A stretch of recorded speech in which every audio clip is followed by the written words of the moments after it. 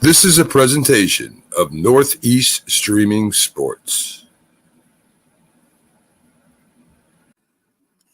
Good morning. You're listening to the Mac and Jack Sports Show on Northeast Streaming Sports. Good morning, everyone, and welcome to the Mac and Jack Sports Show. I'm your host, Mac, with your co-host, legendary boxing Hall of Fame writer Jack Hirsch, and our other legend, the two-time Super Bowl champion himself, Jim Jeffcoat. Good morning, guys. How you doing? Doing well. I might have to go get a tissue. Got a little bit of allergies today. Okay, all right. And Jack, I see you're again doing your Magnum PI look, so that looks pretty good. It looks good on you, Jack. Yeah. I mean, I'm ready to go. I mean, I like to switch things up a little. Yeah. Did you get your run in this morning, Jack? I have formations. Like when you played for the Cowboys, Jim, there was so many plays in the playbook. I have kind of like a closed playbook, switching it up for these shows.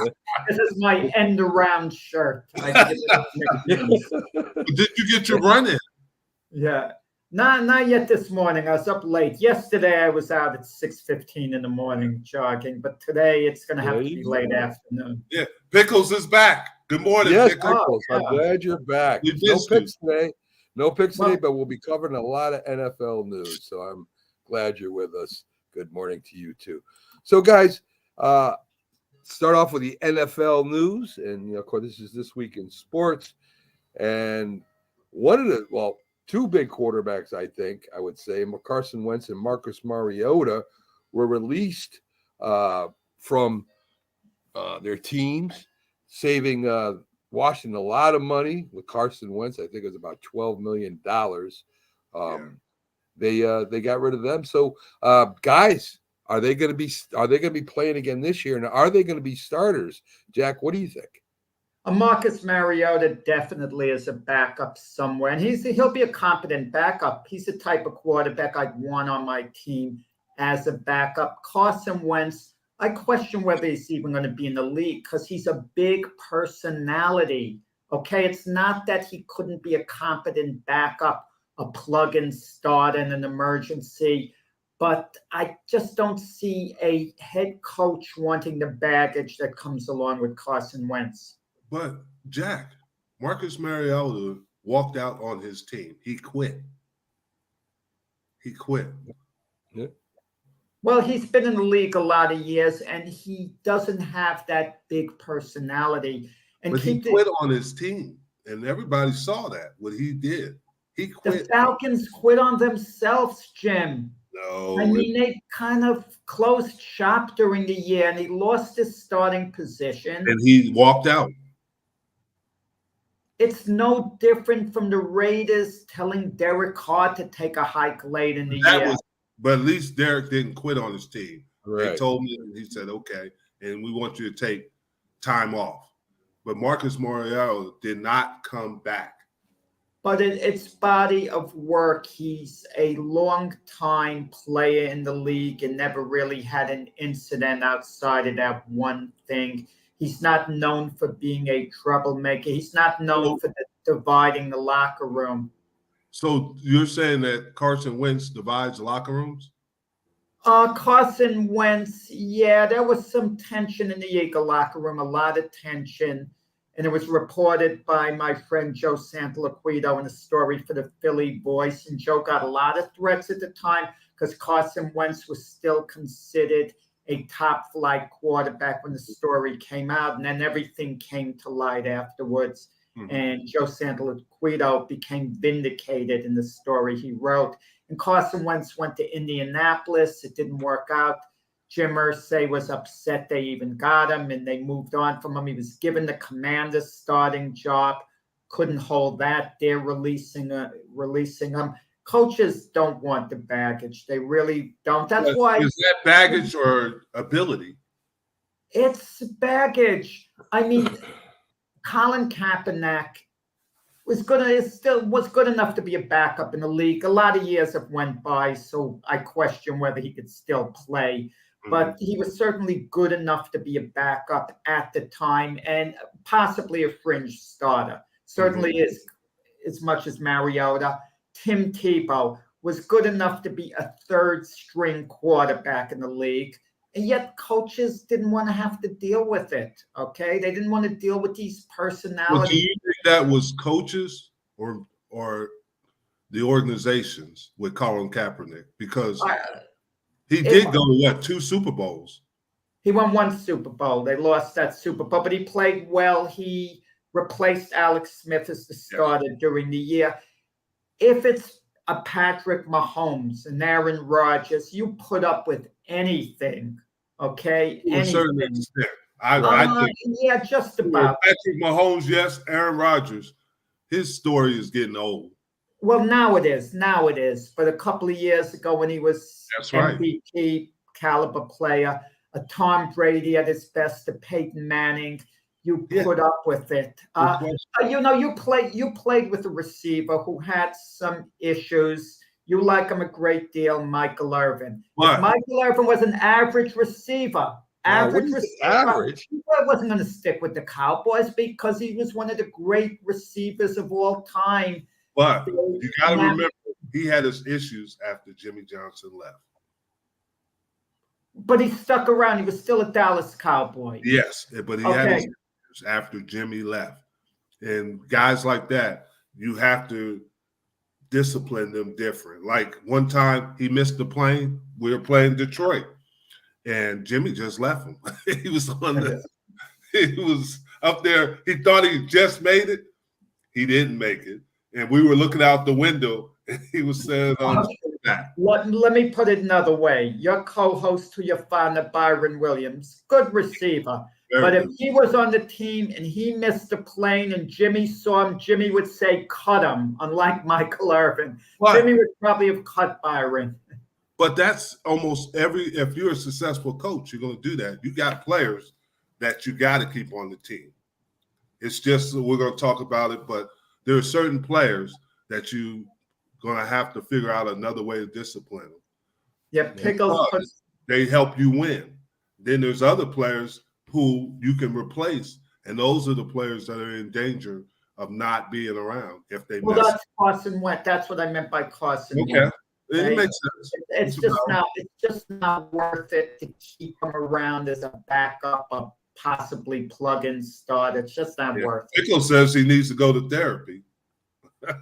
Well, therapy for to rehabilitate him as a quarterback. Not that many, unfortunately, not that many coaches or owners. When I say they don't care about the players when they're no longer with them, I mean, they want them to succeed, but very few take an interest in their personal life after. Maybe someone like a Dick Vermeil or Tony Dungy, they might care about him beyond the football field and keep in touch. But it's a cruel business. But even people at the top, they feel threatened in their jobs. You don't think GMs feel the same way as players, that they could get replaced? No question. I agree with you 100% on that. And that's the nature of the beast. Yeah. In other news, Daniel Snyder defies the NFL owner review talks of voting him out, of owning the team. He's right now under federal investigation for a $55 million loan. Prosecutors find financial misconduct. There's grand jury subpoenas of documents. So Daniel Snyder, again, in a lot of trouble. This time, not just with the NFL and the owners, but with the feds.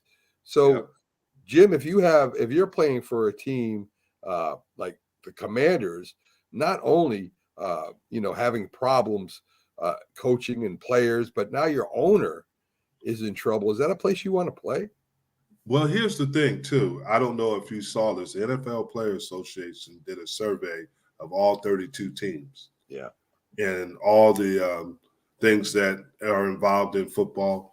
And the Washington Commanders were the lowest ranked team out of everything. I mean, families, travel, facilities, training rooms, strength coaches. And that's telling you there's something going on. And my son played for that organization. Good morning, Rick.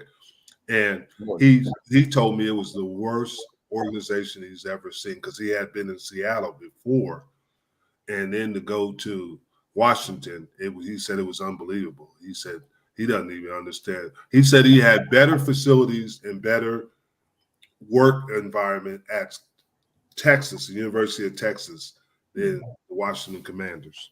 I thought that was interesting. Very, very much. Pickle's sharing some personal information with us. Yeah. He's had a checkup from the neck up, and it helps him. So there you go. I mean, that's there you go. Yeah. And Rick is a Viking fan.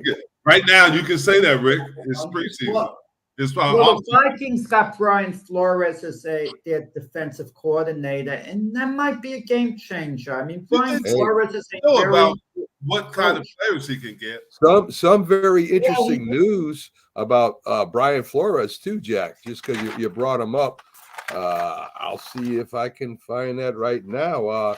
His lawsuit is going forward. Yes. The discrimination lawsuit, the lawsuit against the Giants, the Broncos, and the Houston Texans. A federal judge has allowed it to go forward. So we may be seeing some court proceedings now or at the end of the year. Well, what are they suing the Texans for? I don't get it. I mean, I can understand the Giants, but and the Denver Broncos. He did a couple of teams, Jack. I think he did a couple of teams, but I don't know. You should have the right to pick whoever you want. I agree. Wait. A judge is going to actually rule and tell the Texans you're liable for charges because you didn't give Brian Flores the head coaching job. I don't know what. Yeah, they're saying they cut him because he was, because of his color, and that the Giants didn't hire him because of his discrimination. That's what Belichick started all that because he congratulated Brian Flores. Guy. Yeah. The ball. I agree with what Brian Flores said about his interview with the Denver Broncos. Yeah. They seemed to have no interest. It was a waste of his time, and they were going through the motions. They came like sleep deprived. I believe all that, and I would be angered to no end about that. I mean, I'm sympathetic. But it's hard when you miss out on your dream job.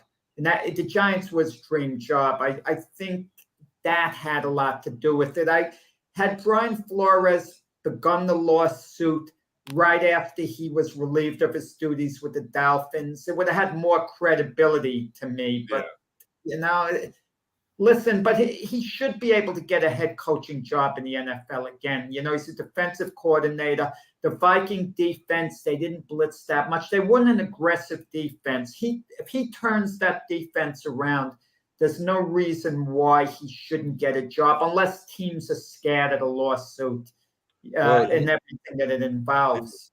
And Rick is talking about the Minnesota Vikings were the number one ranked team in the NFL by the players. Yeah, they sure were. A little bit more NFL news. There's a new military policy that lets the former the servicemen, not former, Aaron. Yeah, pursue NFL career and go and serve their the rest of their term later. So, can I say something? You're a veteran, Max. Jim, I don't know were you a veteran at all. No. I wasn't. So I'm not really. I want to handle this very gently. I've seen cases where players have gotten drafted in the NFL. And the military might say, oh, well, you have 2 years to go. Right. I mean, I kind of always felt the NFL career for certain players, maybe just about all players, is a short one. And to deprive them of 2 years and saying you'll have to go back and play in 2 years, the team that drafted you then isn't going to have the same interest because a lot of these guys are like 6th, 7th round draft choices, meaning it's a 50-50 chance of making the team anyway at the time. So now they're off 2 years. The team isn't going to have the same level of interest when they come back. So the 50-50 chance becomes maybe a 20-80 chance of making the team.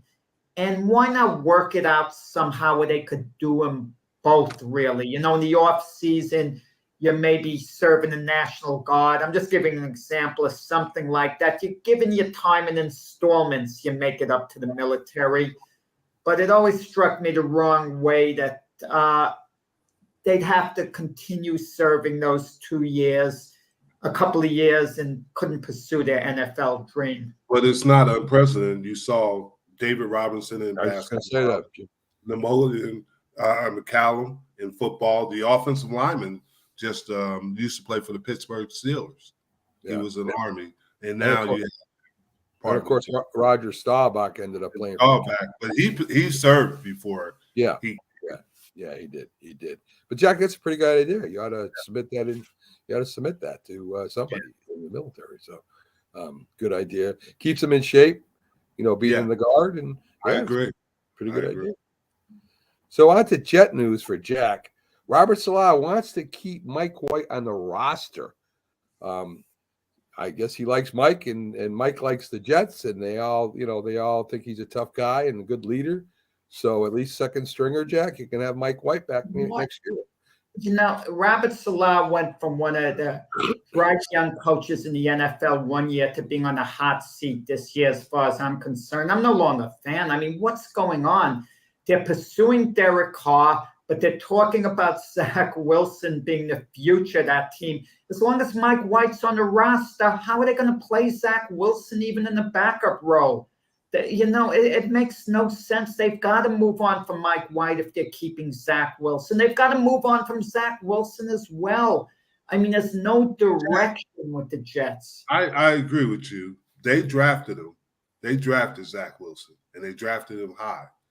They have drafted Sam Darnold high, and they drafted other quarterbacks that they hadn't had any success with them. They got to have somebody and at least try to salvage him. They got enough time with Zach Wilson because he's still young, but they got to try to salvage him a little bit because they look they look incompetent, don't you think? A perfect time to play Zach Wilson would have been the final regular season game at Miami, because you're not playing him at home, so the fans aren't going to get on him. I know there'll be some Jet fans in the stands in Miami, but they wouldn't be as hostile towards their own guy if they're in the visiting stands. Instead, they play Joe Flacco.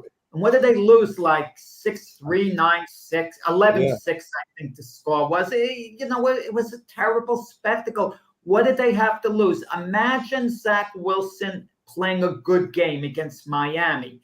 It would have given his confidence a big boost. It would have given the fans a boost in him. It would have, sent everyone to the offseason in a much better mood. And they announced they weren't even going to dress him. Then it's an emergency. They dress him for the game, and he doesn't get in, and he's playing behind Joe Flacco, who's struggling that game. It was pathetic. It was pathetic. And you talk about this, and that's the thing that you have to be careful when you draft quarterbacks. You can't go off of the wild fact they might have did great in their workouts and everything, but how do they manage games? Because that's a unique position. It's only one quarterback that's going to play at a certain amount of time, any time. And they have to have certain qualities that other positions don't have. And that's the thing. And you got to be careful of them. There have been quarterbacks like Joe Montana. What was he, a third-round pick? But he I think so. Well, Joe Montana had a lot of pedigree from Notre Dame over there. But Zach Wilson is the poster boy of why there shouldn't be combines for highly rated. Tom Brady didn't have a lot of pedigree at Michigan. Think about that. I mean, you keep giving the Brady example, Jim. That's like telling someone to spend $100 a week and play the lottery because you point out someone who won $500 million once. Come on. Yeah. So Saleh did address the David Carr situation, saying he's a tremendous young man. I don't know, Jack. I think he's going. He's a nice guy. Yeah, he's tremendous. Not a nice guy. He's a tremendous young man. He's a tremendous guy. He's a good person. He's a great guy. He's a human being. Tremendous. He's tremendous. He's tremendous. if I got to meet him, got to know him, I'm sure I'd like him. I'd be his friend. Good guy. Good, solid human being. Yes. Can he play quarterback? He's not good. Okay? He's not good. Yesterday, Jim, we're debating Derek Carr, and we have Dr. Paul Semendinger was going over Carr's career record, and it was funny Mac's reaction. He's saying the numbers, losing season after losing season, and all of a sudden he got to 12-4. Derek Carr had the one big year. Mac jumps up out of his seat. You see? Yes, Derek Carr will have a good year next year if he's the Jet quarterback. Let me go on record. The Jets will go 10-7, losing their first playoff game. And the following year, Derek Carr will be the quarterback, and the Jets will go 8-9 and be out of the playoffs, and we'll be exactly where we are now. Well, next year I'm going to go on record saying that Jets go 11-6 with Derek Carr next year, Jackson. How about that? Okay, and they'll lose the first game of the playoffs at Big Bell, but he won't string 2 good seasons in a row back. And 2 years from now, we're going to be exactly Here's the thing. where we are now. The New York Jets are in a good position if they could find a quarterback. Here's the thing. They're young on defense, meaning that in 2 or 3 years, they're going to have to pay those defensive players. But right now, they're on their first salary. They're in the backfield. Again, they're young because of the running back, Breece Hall. He's his first, obviously his first contract.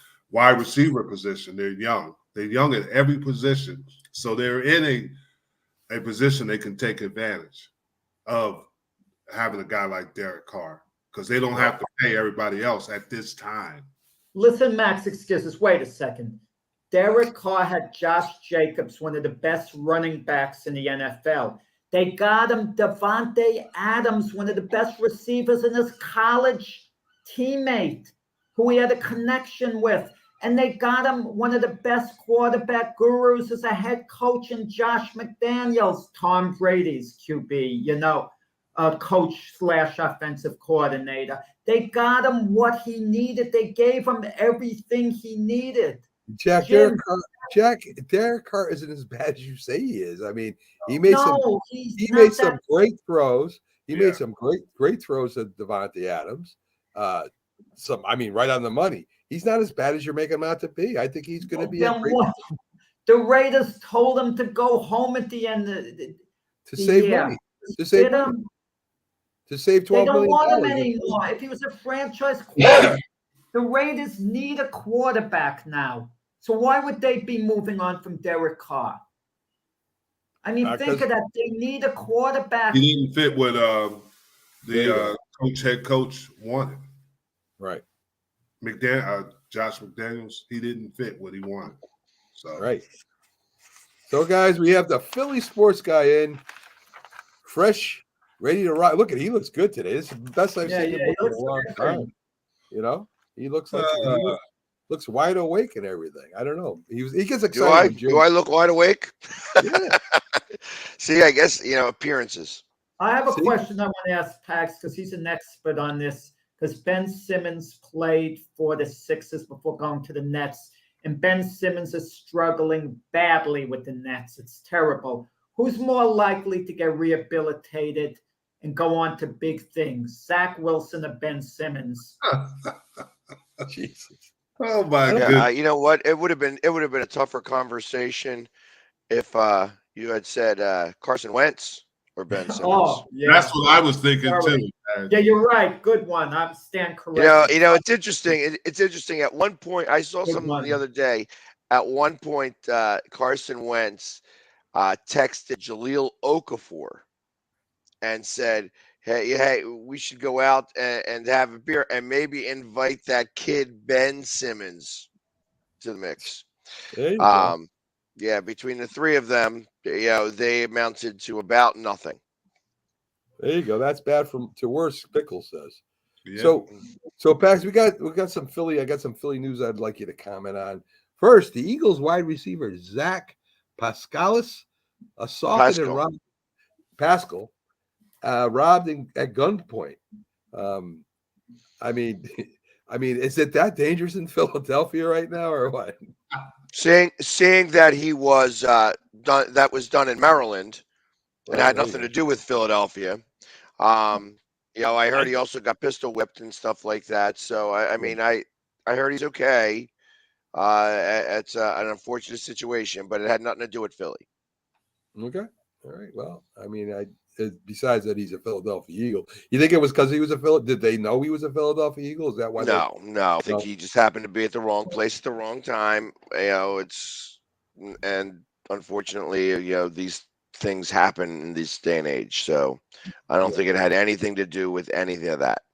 Mac, more than that, speaking of the Eagles, Mac, I don't know why the name escapes me, but one of the Eagle players is blaming Gannon, their defensive coordinator, former defensive coordinator, for not putting Bradford, right, in a position to win the Super Bowl. Didn't put the team in that position. What's your feeling on that? He's got some merit. It's that when the players are starting to say something like that, it goes back and say, I remember I was saying, like, all year long, I said I thought that the Eagles would win every game that they remained focused for. And the problem with that was that, it didn't matter who lost focus, when you have a coach that loses focus, possibly because he's more concerned about the fact that he's about to become a head coach instead of, because, I mean, he didn't even go on the plane. He literally was like, yep, sorry, guys, I'm out. See ya. If I'm the head coach and I know my coordinators going elsewhere, took another job, I would get my defensive captains together, my true leaders, and say, this is the situation.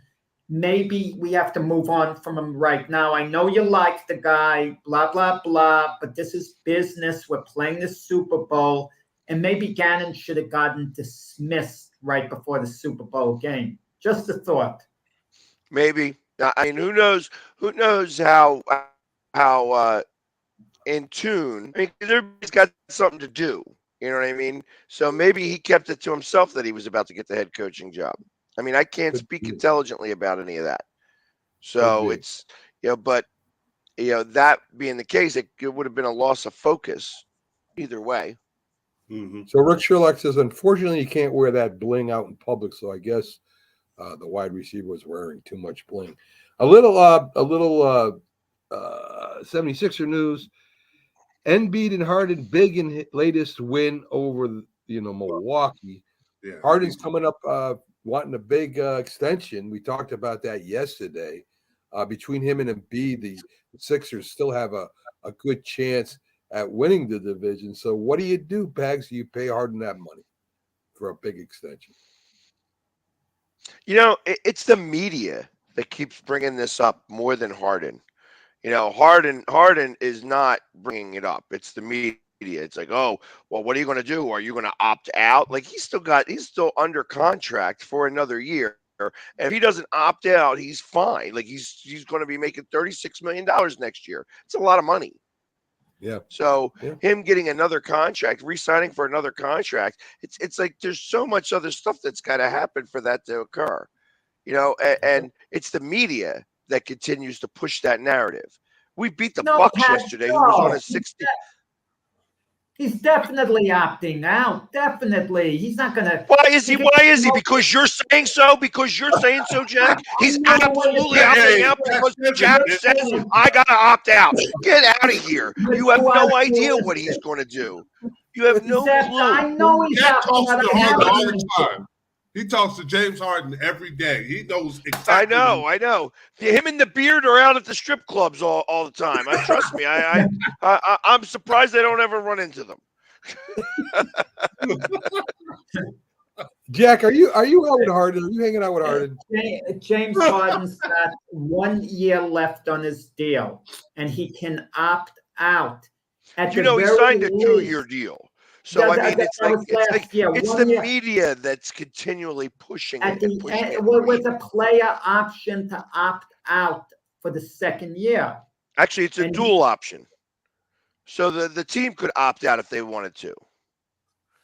Okay, but he's going to opt out. Okay, and that would make him a free agent. Now, if he Well, wants to stay with the you're saying just Sixers, because you're saying that.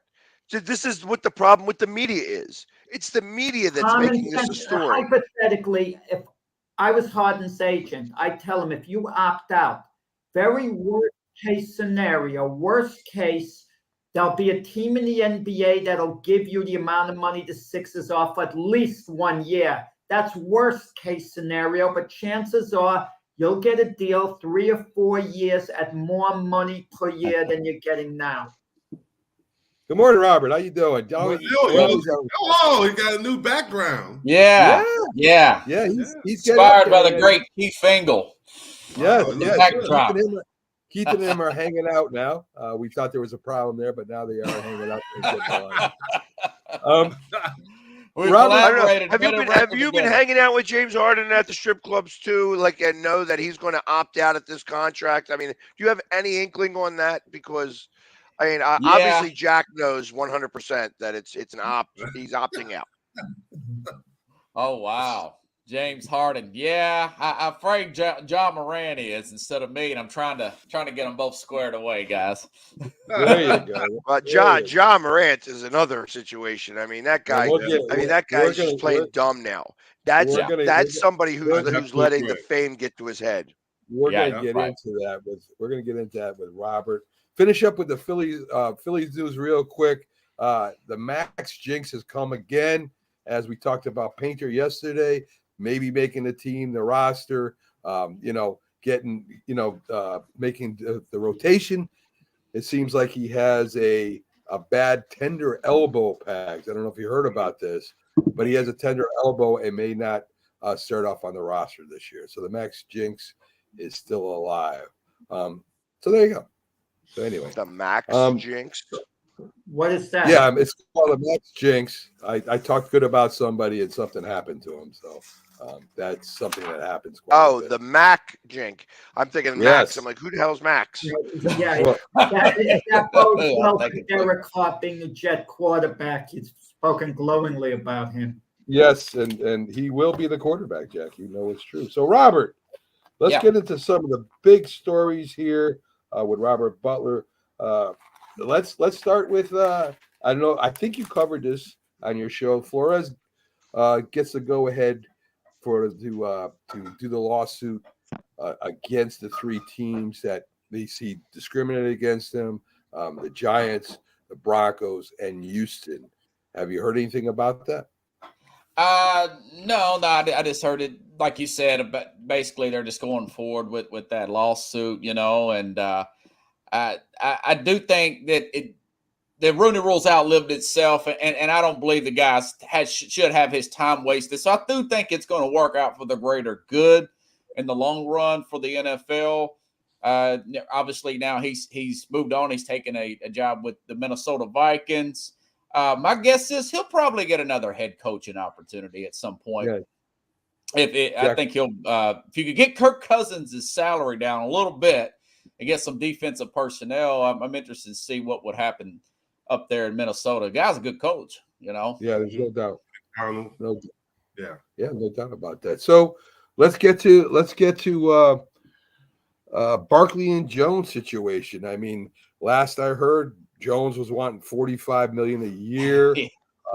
The Giants are trying to get him down to $30 to $35 million. They might franchise Saquon Barkley to try to get him in. That would be about $10 million, saving them, $5 million that he wants. What have you kept up to date with that, Robert? Yeah. Jones, no contract. That's the last I heard yesterday.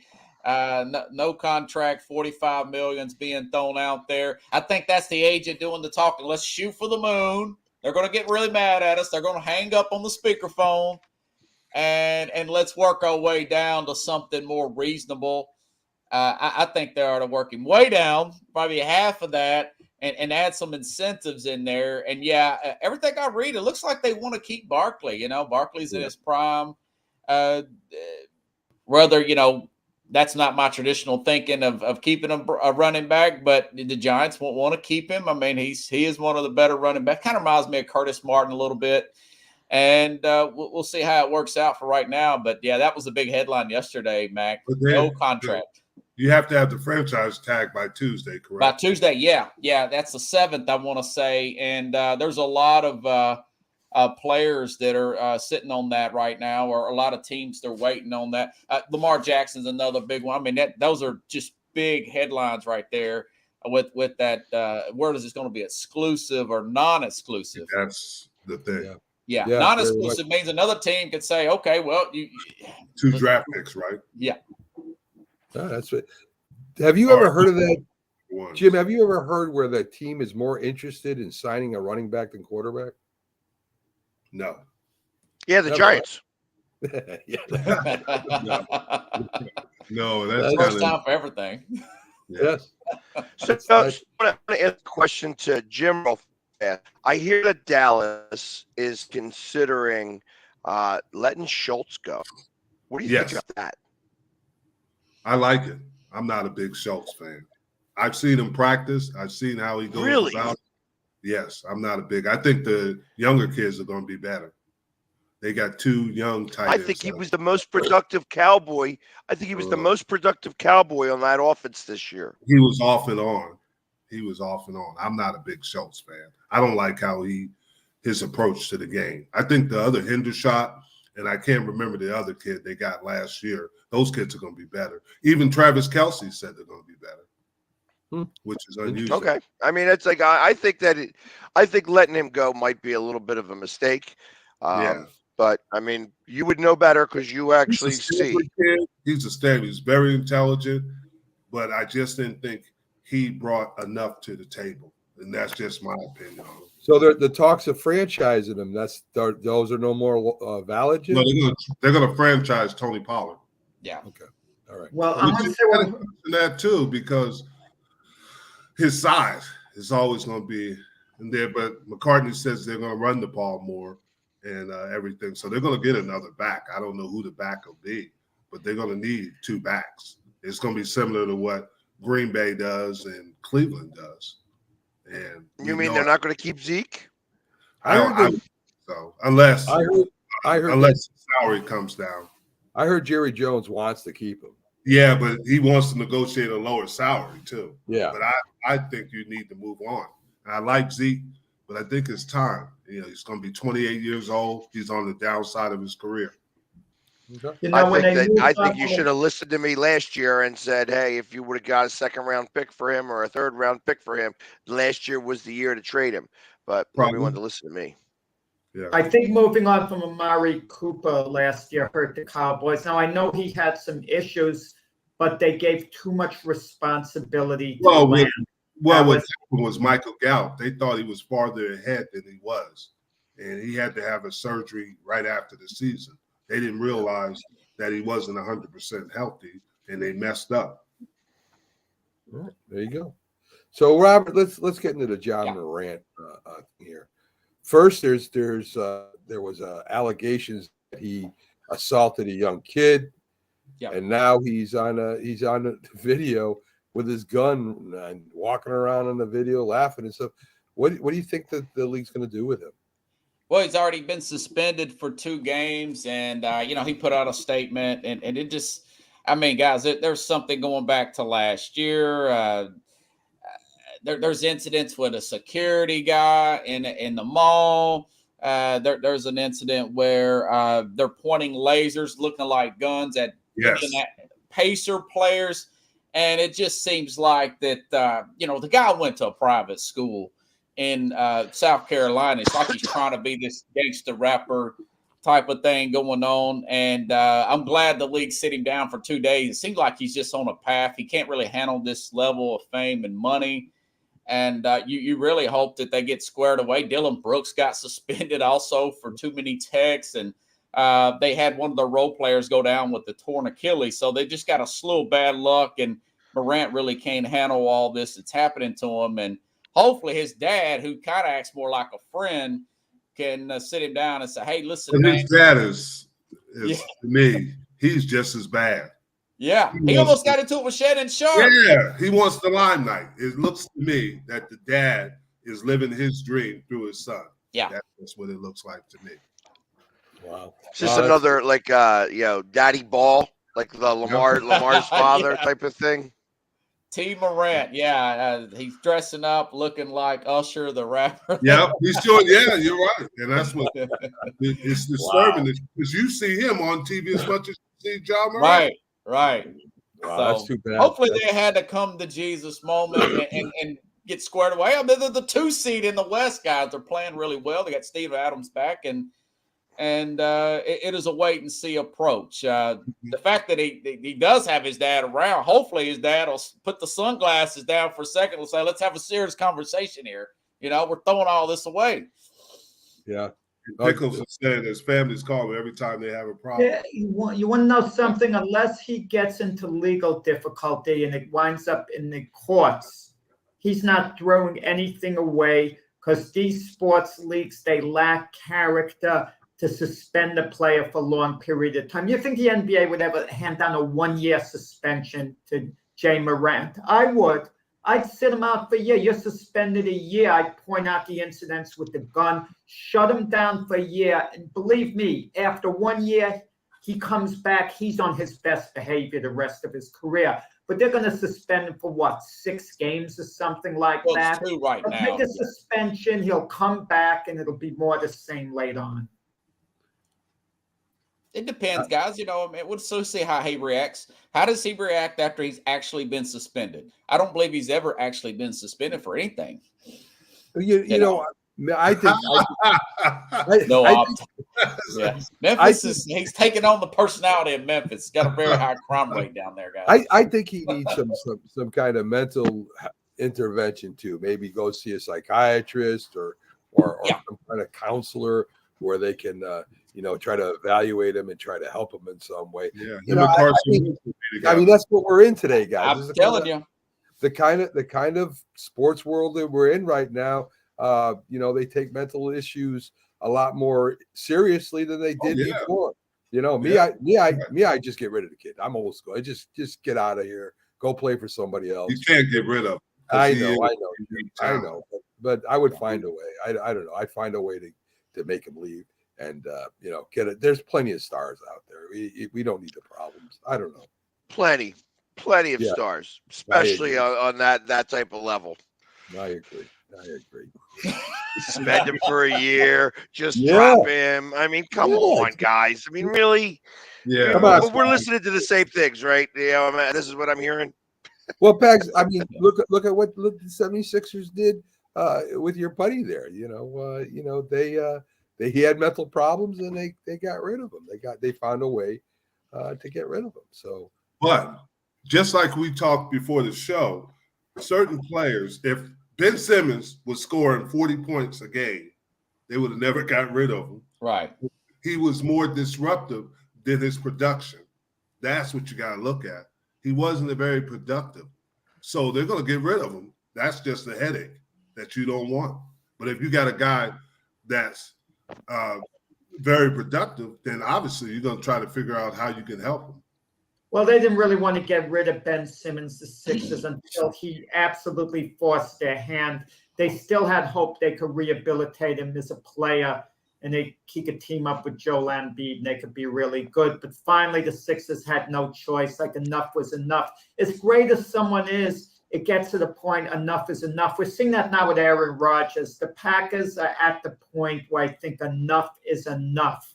They can't take it anymore. And they're probably going to move on from him. Well, the Packers are a unique situation because obviously they want to find out what Jordan Love can do. But Rodgers is at a point in his career, he's becoming more of a headache. I mean, he goes to a darkness retreat. Who's ever heard of that? Yeah. Yeah, but he had that plan. He has that plan every year. He does it every year. So if this is what he does, it's – hey, listen, everybody's got their own type of religion. Oh, my and that's kind of what this comes out to be. He doesn't, so this is what he does. So first he was going to be a Jeopardy show host. Then he didn't decide he wasn't going to do that. Then he gets on those receivers while he's not even showing those receivers what he wants. He's on his darkness retreat somewhere. And what do you do in a darkness retreat? Turn out the lights? Yeah. Well, he actually, No, I mean, do you want to know what he does? Do you want to know what he does in that darkness retreat? It's called ayahuasca. And when you do that stuff, it's a psychedelic drug. Oh my You know, goodness. so and there Mushroom is City. That's Pickles knew. That's what he's saying. Pickles is all over it. Yeah. Man, he's You know So- what's never mentioned about Rodgers? He could shut himself off from the Packers. Aaron Rodgers, and this is serious business, he shut himself off from his whole family. So if you could shut yourself off from your family, okay, disassociate yourself, you could certainly do it from a sports team. Yeah, that's true. Well, Yeah. I mean, think about this in a little bit of a different way. Think about Tom Cruise. He's like a Scientologist. I mean, I don't know if you know anything about Scientology, but it is a little bit out there if you aren't familiar with that type of lifestyle. You know, Yeah. so it's when you are looking from the outside looking in, everything that is strange to you becomes obtuse because you're not in it. You don't know. He's done this. There are many people that do this. So he's not the only one. He's That's probably all. even not the only NFL guy who does this. Mhm. But because he's as high profile as he is, he's getting the acknowledgement. You know, and you know, all he's doing is he's doing his religion. That's what it is. That's the best way I can explain it. It is his type of religion. Taking his mushrooms, huh? Magic mushrooms. Yes. Magic mushroom. You know, Actually, ayahuasca comes from like a poisonous tree frog. Ooh. there you go. That's good stuff. So it's And weird. you see, It's a little weird. Pags, you've been influenced by Jack too much. I mean, we start with about something serious, and then you start talking about Tom Cruise and some kind of Scientology where they look at little playthings and they worship them. I'm So, just trying to broaden your guys' horizons here. You know what I mean? Like look at Jack's shirt. I mean that definitely broadens horizons on certain things. Yes, the Tom Selleck look. Jack does very well. So let's get back to the last big story I got for you. CJ Stroud. I mean, to me, from what I heard, he's making the case to be the number one pick above some of the other quarterbacks. Robert, what teams are looking at him, and what teams? I mean, it's got to be, of course, teams needing a quarterback. Yeah. Is Houston going second? I mean, the Bears are out of it now because they're going to keep Fields. So where do you think he ends up?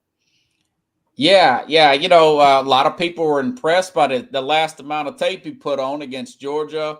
Played really well. The coach basically let him do some running and throw off the run. Everything I'm hearing and reading, that's what really impressed people.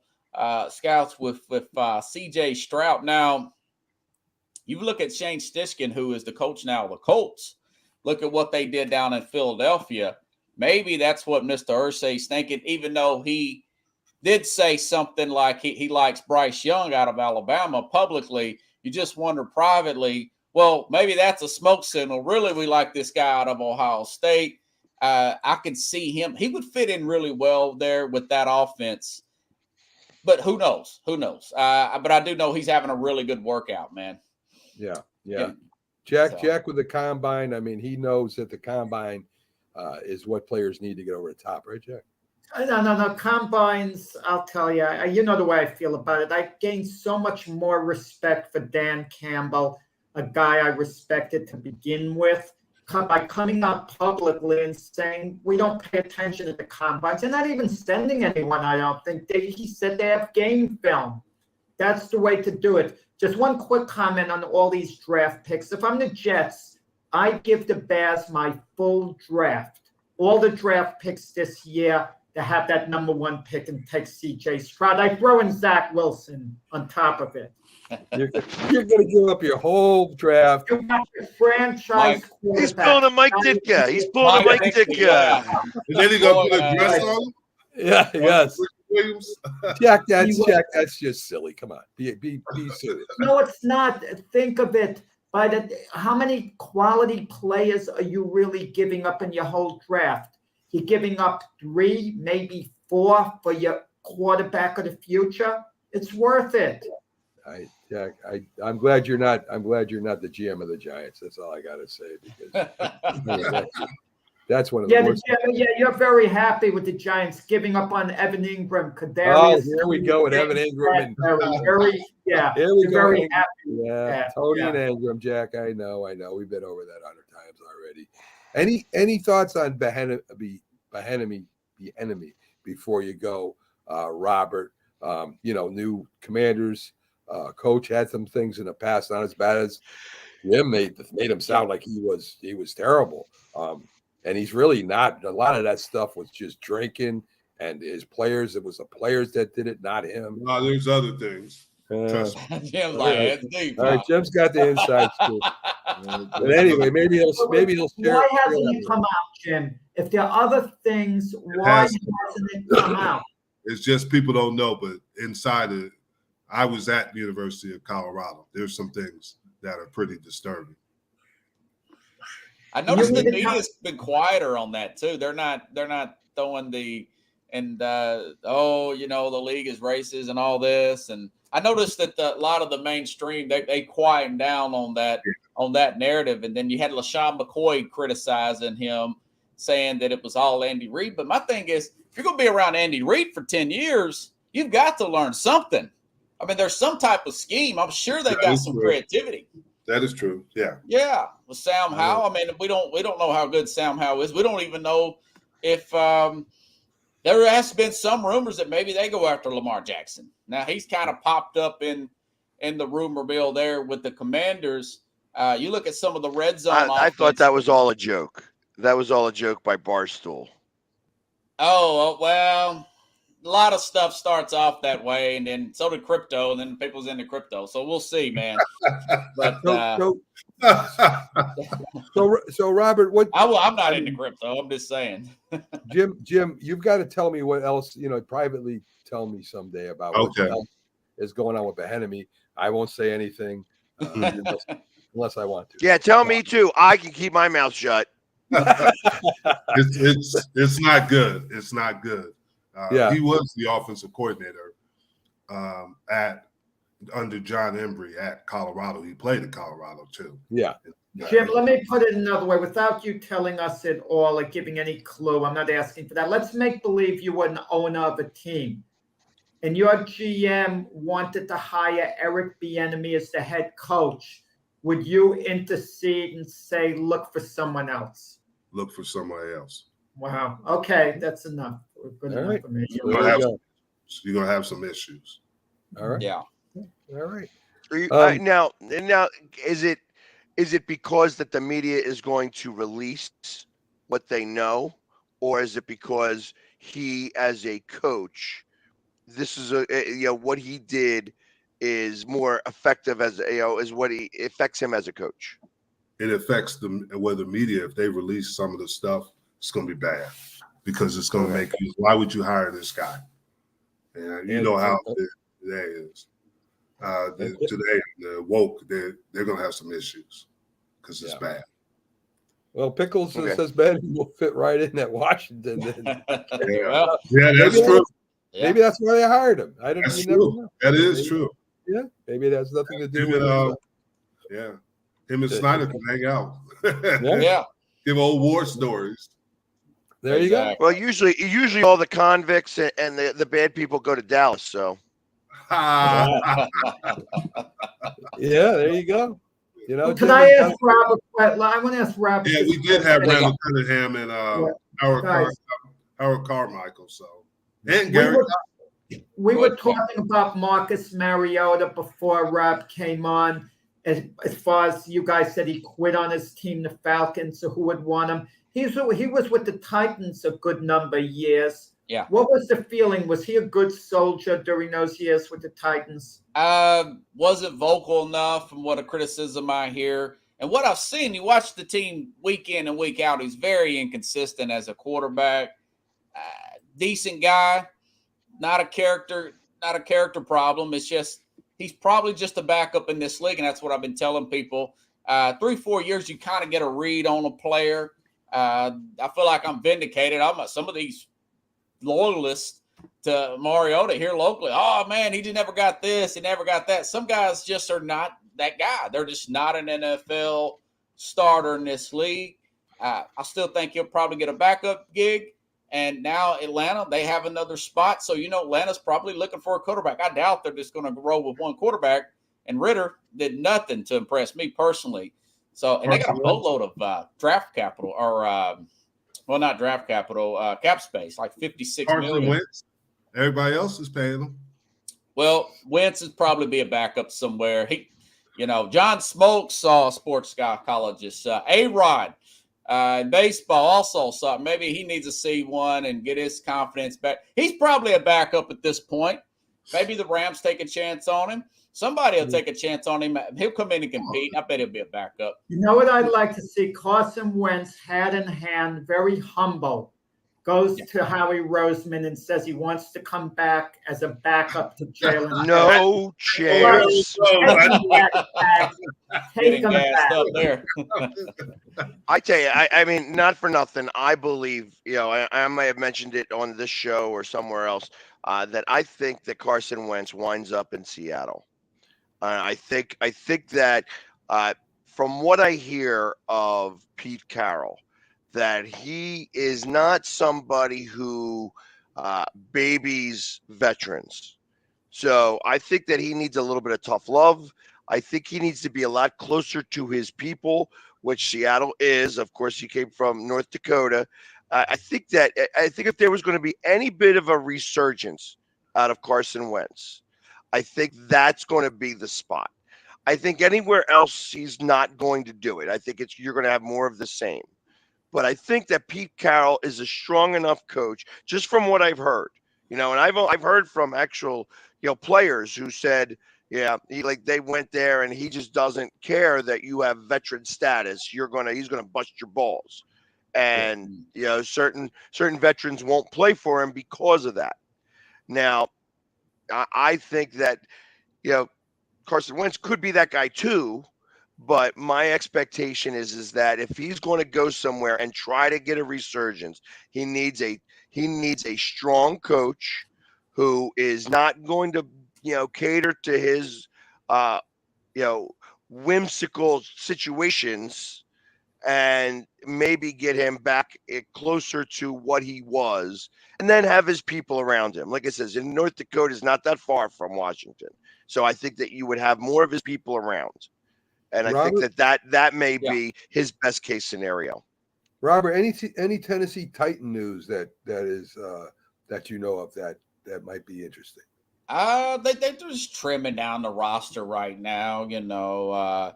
Rand Carthon says, Brian Tannehill is a Titan for now, and Titan going forward. I think he's just trying to talk up Ryan Tannehill. It's kind of the quiet before the storm. They cut a bunch of players a week ago, and now they've got $11 million and some cap space. I know they still have to look at Derrick Henry's contract. They got to look at Ryan Tannehill's contract. Kevin Byard. There's my question for you, Robert. Yeah. There's my question for you. Would you trade Derrick Henry for the first pick in the draft? Oh, I'd trade him for a second round. I mean, if you offer me the first pick in the draft in a New York minute, brother, really? He's 29. He's the second biggest hit rather than Zeke on as far as running backs, Jim.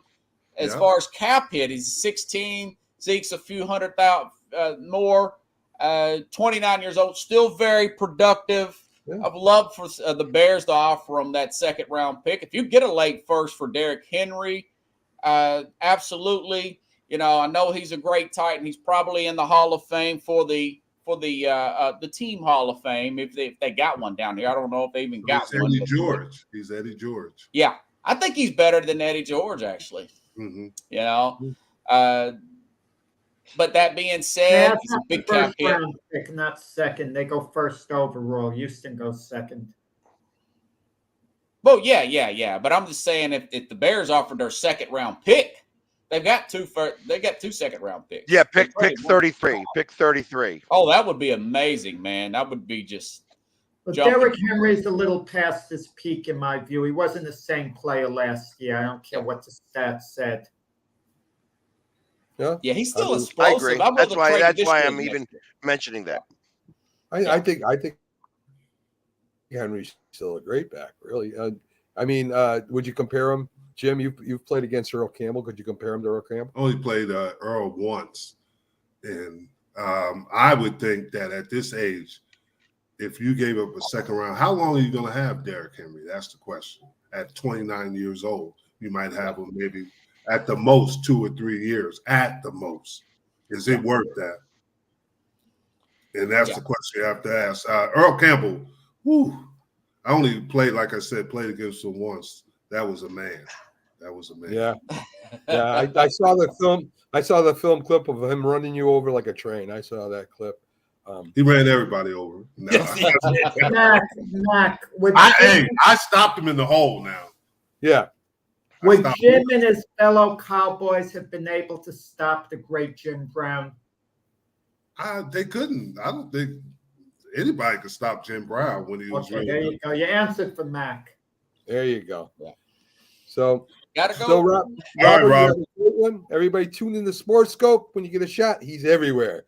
And he has a new background. Yeah, I have a night background at night, then the day one at the day. But this is a skyline. This is a window. It's not a green screen. All right, Robert. Have a good one, guys. All right, Robert. Have a good day. So there you go, folks. Robert Butler, who is with us every Sunday. Folks, we're going to go ahead and take a quick promotion break to see some of the great shows that are on here, including Jim's and Jack's, and even the Philly Sports Guys in one of them. So hang out, check it out, and we'll be back after these promotions. He was a giant, and he was a cowboy. Now these two former rivals have joined forces to bring you the most insightful, perceptive, and controversial sports talk podcast in America.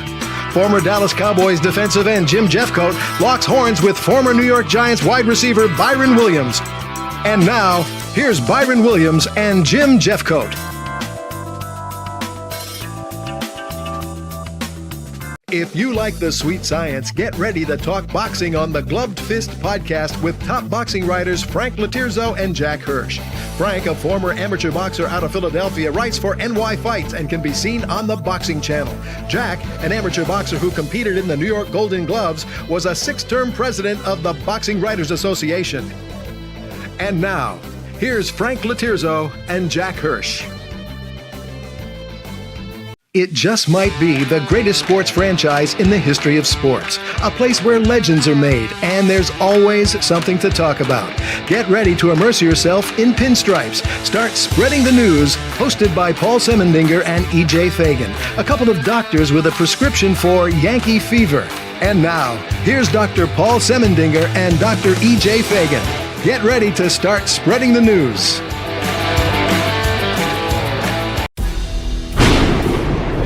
See right now, without LeBron, Lakers are struggling. Let me tell you about a team I hate, all right? I know the Dallas Cowboys fan is here, so I had to make sure he knew how much I hate this team. I'm ready. I've often said that the people who run baseball, they try very hard to ruin it. I'm from Brooklyn. I don't have a problem saying it to his face. Oh, I'm from Brooklyn. Hey, get us any.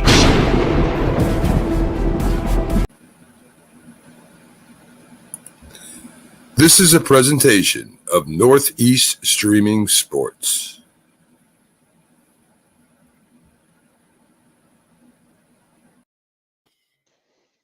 Good morning, Brooklyn. I really enjoyed that promo, guys. I agree. The people that run baseball try their hardest to ruin it. I'm sure they have meetings in the commissioner's office, and they have a plan how they could ruin baseball. Stuff we have. They definitely. I would have to agree. Welcome back to the Mac and Jack Sports Show. I'm your host, Mac, co-host Jack Hirsch, the Philly Sports Guy, Pags, and Jim Jeffcoat. Guys, to let the viewers in on something, during the commercial break, I can see what everyone's doing down at the bottom. Pags is always eating, and Jim had a broom. and he was sweeping up all the cereal he spilt this morning. All his Captain Crunch. I'm actually like gnawing on a T-bone. Right, there you go. So Jim's sweeping up after him. I got to keep my house neat. Yes, you do. Yes, you do. So very interesting stuff. I'd love to give the viewers a look behind the scenes. Jack just runs back in and back out. I guess he's getting his coffee, helping his wife or whatever he's doing there. As you see the magnificent glow off the back of Jack. He looks like an angel this morning. So, folks, back to the show and our sports. And we'll go to the NBA. Some news. LeBron James' injury will be revisited in 2 weeks. Anthony Davis got injured. His foot got injured again. I asked Jack this. I'm going to ask Jim this. Are the Lakers all done if them two can't go on? Yes.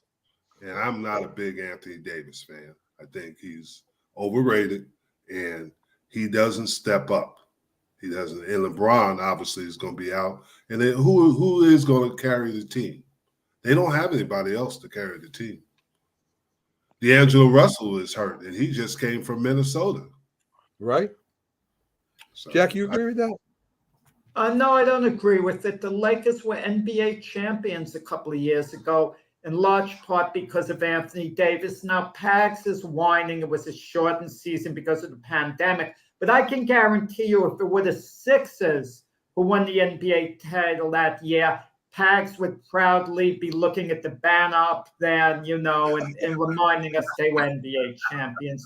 Anthony Davis is a tremendous talent, great player. I love you. He's always putting words in my mouth. You know what I mean? He's got me all figured out. Like I tell you, and he ain't right. He doesn't ever hit on any of them. He's like wrong across the board. Right. So there you go. So Anthony Davis in Anthony Davis' career, he should be better. He should be better. I think he should be better. Well, he has been hurt a lot, in all fairness. But when he's had to step up, he does. And, him and LeBron haven't had much help. But now they got Malik Beasley as well joining, them. And if D'Angelo Russell reaches his full potential, they could make some noise. I wouldn't count him out. They're not going to get there, Jack. Yeah, probably not. We know that Bronny James will be coming out next year in the draft, and of course, a lot of teams will be probably drafting him higher than they should because they're going to get LeBron James. Well, here's the interesting thing: is that they said that the beginning of the year they said that he probably wouldn't get drafted. Obviously he's got to go to college 1 year, but now they're saying that he's going to be he's improved on all his game as to obviously being around his dad. But they say the younger one is better. Yeah, the younger son is better than him. But they said that Bronny will get drafted. Right. In fact, higher than what he should be because you get LeBron thrown in as part of this deal. Well, so think about it like this. If the Lakers' trajectory remains the same, do the Lakers draft him because of LeBron? Yeah, absolutely. They would. I don't know what the Lakers have left in their draft because they traded a lot of draft picks. So yeah, I'm not sure. But you're right. That's a possibility because LeBron said he wanted to play with his son. Now, Bronny James' favorite player outside of his dad, of course, was Russell Westbrook. And notice since Russell Westbrook was released or traded by the Lakers, whatever you want to call it, and it's gone to the Clippers, I don't think they've won a game. They've lost a few games. And the thing about it, Russell Westbrook has put up good numbers. And I guess that's the story of the career. His numbers, his bottom line in the box score is going to look good, but the team doesn't win. Well, I know they benched him his last game because he was so terrible. I think it's just a matter of I think it's just a matter of it catching up with him. How about that that wonder from the 3-point range, Matisse Thybulle? Once he got traded, all of a sudden he's had this major resurgence where he couldn't hit. He couldn't even his best was airballing threes in Philly. All of a sudden he's going like 5 for 8 from 3-point range. Really, Like, how is that? It's almost laughable. It's almost laughable. Like, what happened going from Philly to anywhere else that you decided that now all of a sudden you can hit threes? Amazes Yeah, me. I have a question to ask Jim. You're a Mavs fan, a Dallas Maverick fan, correct? Mm-hmm. Okay, if you had a chance at a do-over, a complete do-over, you could have Jalen Brunson back instead of Kyrie Irving. Would you take that do-over? No question. No question. Wow, okay. There's no question there. There's not even an argument on that. Not at Brunson, all. Not at all. So Charles Mark, do it basically by not signing Jalen Brunson. I would agree. Because see what he's doing in New York. Yeah. Yeah. I like Thibodeau. I like the head coach. He's an old school guy. He's an old school guy. Tough. Jason Kidd? No, Thibodeau. Oh, Thibodeau, yeah. Well, Jim is really a New York Knicks fan. Don't let him fool you. No. Honestly, Really? I hate to say this, but I'm a 76ers fan. I've been a 76ers fan since Dr. J. Wow. Well, there you go. You're a big fan. You're saying, Jim, you're a big fan of their coach, Doc Rivers. Is that what you're trying to say? No, I'm not a fan of Doc Rivers. I've never been a fan of Doc Rivers. Somebody had a great explanation about the Sixers, is that right now you have two different teams with the Sixers. You have Doc Rivers' team and you have Daryl Morey's team. And the two styles really conflict with each other. Mm-hmm. And that's part of the issue that's going on here. Although I do love the fact that they put Maxey back in the starting role. I really think that he needs to be a starter and then have the other guys come off the bench. Actually, by doing that, it actually extends our bench by one extra player. It actually gives us a bench of like 7 rather than of 6. So, and it's funny how that worked out like that. How is it that somebody gets better by going to the bench? But I kind of feel that that it actually worked opposite. I thought Maxey was an okay 6th man. Now that he's back in the starting role, the fact that they got a 6th and one of the other guys gets better because of the other guy moves to the bench, I think also. I think the Sixers are going to have a Seth Curry reunion because with the Nets, he's now like a 10th man. He's not playing much. Well, I wouldn't mind that, but obviously nobody's dropping anymore, right? You're not doing buyouts anymore, right? That time is done. I think so. A little Keith ain't here. He took another day off because he's been sick since he took his cruise, which he takes every 3 months, Jim, or something like that. So Patriots news. They're expected to release Jack's favorite quarterback, Brian Hoyer. So that should happen here pretty soon. Oh, that means that the Jets' new quarterback, Brian Hoyer. Brian Hoyer is the poster boy for holding the clipboard. He's the perfect clipboard holder. 3rd string quarterback, veteran guy. I love him on my roster as a 3rd string quarterback. Yes. So Jack would have him on the Jets as a 3rd string quarterback. That's how they behind Zach Wilson. Manziel. Right. They had Brian Hoyer starting at Cleveland. Yeah. Johnny Manziel had to play behind him. Who knows how it would have turned out if they just gave Johnny football the starting job. We're just talking about all this. Where does Manziel go? Not Manziel, I'm sorry. Baker Mayfield. Baker. He stays with the Rams.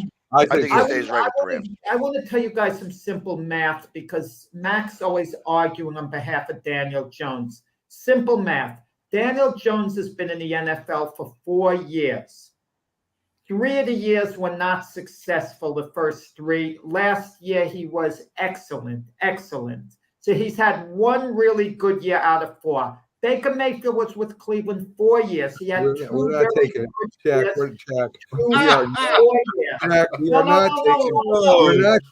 we're not taking Baker Mayfield, Jack. No, let me explain. He's not that popular anymore. He flopped at Carolina, Baker Mayfield, but he played well for the Rams.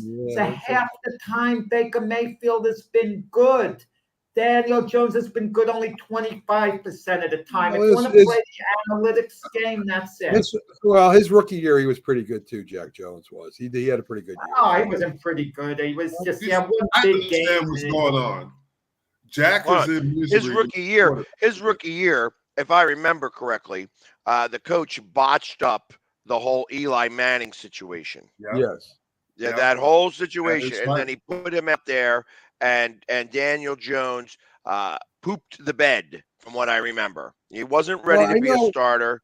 And I know he threw it for 300 yards a couple games. I mean, I'd say he was great, but I know he had a pretty good season.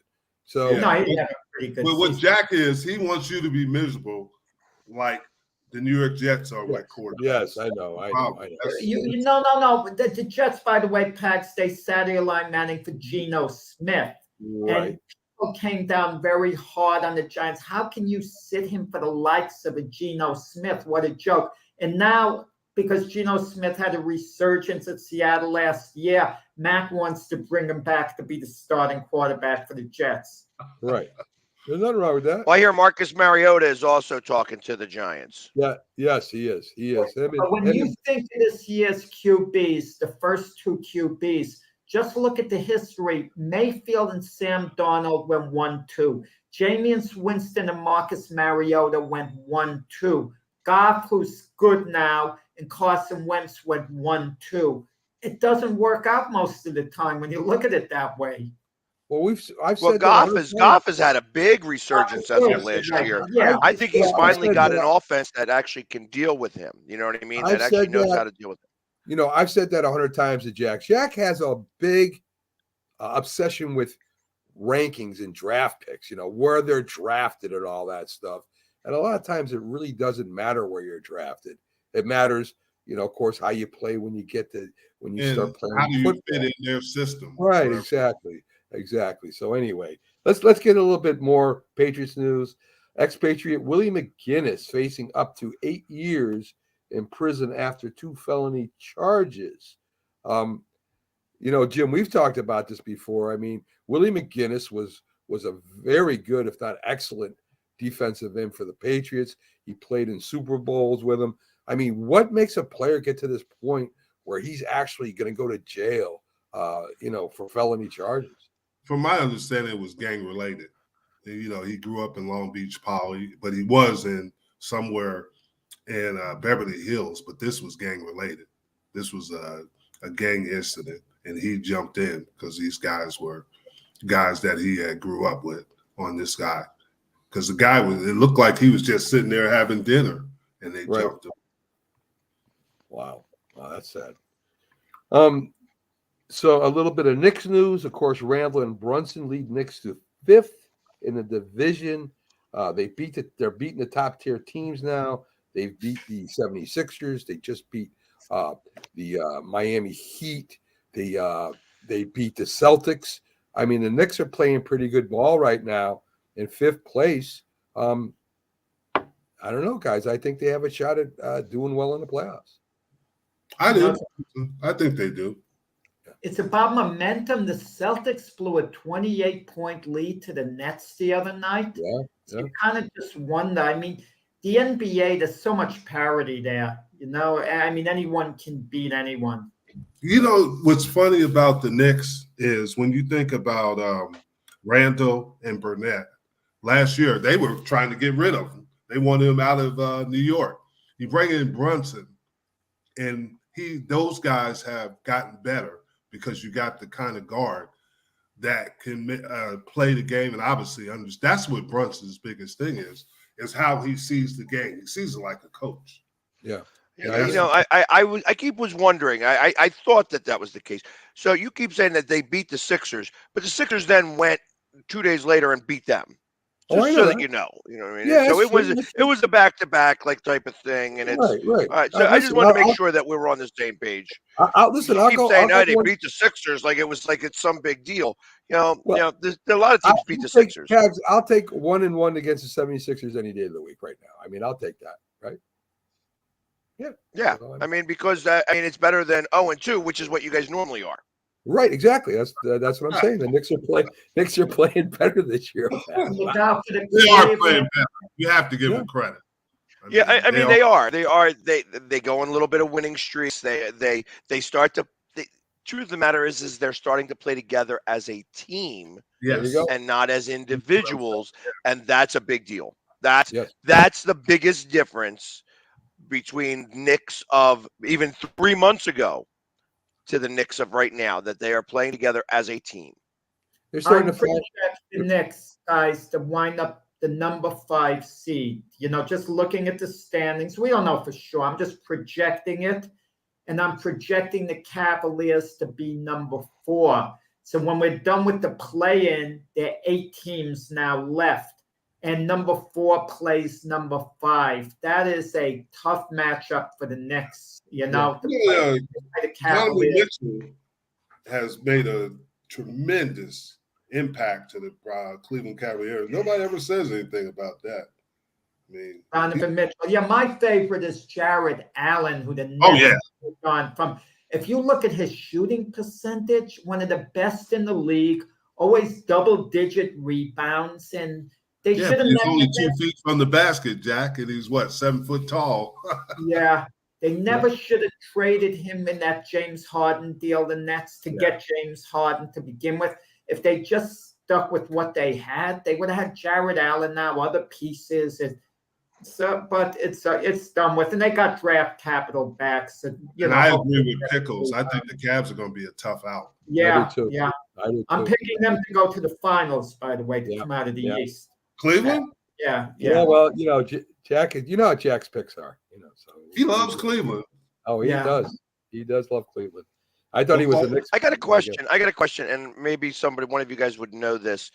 Is Butler on the last year of his contract? I don't know.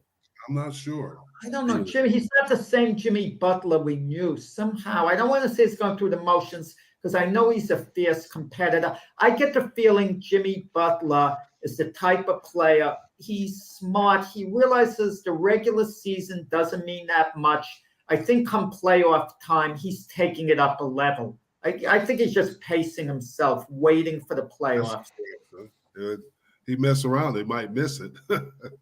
No, they'll be it. Well, no, they're in the number 7 spot right now, and they're floating back and forth with the They Nets. need to get in the top The 6. Nets are going to flail. Yeah. Some Yankee news. Cole loves the new pitch clock. Of course, that forces the pitcher and the hitters to get in there, get ready, speeds the game up. Yeah, okay. I guess it's good. And Volpe is having a great spring training. He's flashing the leather. He's hitting the ball. Just got a home run last spring training. So that's one of the young Yankees out there that are having a good spring. I think he'll be starting come regular season. And that's going to be a lot of infielders on the Yankees, and they're going to have to do something. I don't know if they're going to trade a couple guys or they're going to, or trade Volpe. I hope not. I want the Yankees to get a lot. They're not going to trade Volpe. That's not happening. I don't think so, Jack. I don't think so. No. I don't think so either. They can't get rid of Josh Donaldson because of his contract, $16 million a year. No one's going to take that off their hands. Agree. So no, Butler doesn't end until 25-26, by the way. Okay. All right. I thought Butler was coming up on the contract then. He's waiting for the playoffs, I think, Jimmy Butler, and then he's going to turn it up a notch. Yeah. I was just concerned more about his contract and seeing if he was going to become available. He's not available to the 26th season, and at that point, it's too late. They just got Miami Kevin Love, okay? And now I'm starting to think. Yeah. And now I'm starting to think, Jimmy Butler, wasn't he Kevin Love's teammate for a little while over at Minnesota? And could Jimmy Butler? I thought they were in Chicago together. Weren't they in Chicago together? I'm not sure. Kevin Love went from Minnesota to Cleveland. I don't think he was in Chicago, Kevin Love, ever. But Jimmy Butler was playing for the Timberwolves. Now, if he was playing with Kevin Love, you kind of wonder, was Jimmy Butler behind that? Maybe he went to Pat Riley. He said, get us Kevin Love. We're gearing for the playoffs. That's what we're peaking for. And I could see Pat Riley saying, okay, guys, it's okay. You pace yourself for that. Okay. I don't know. I don't know.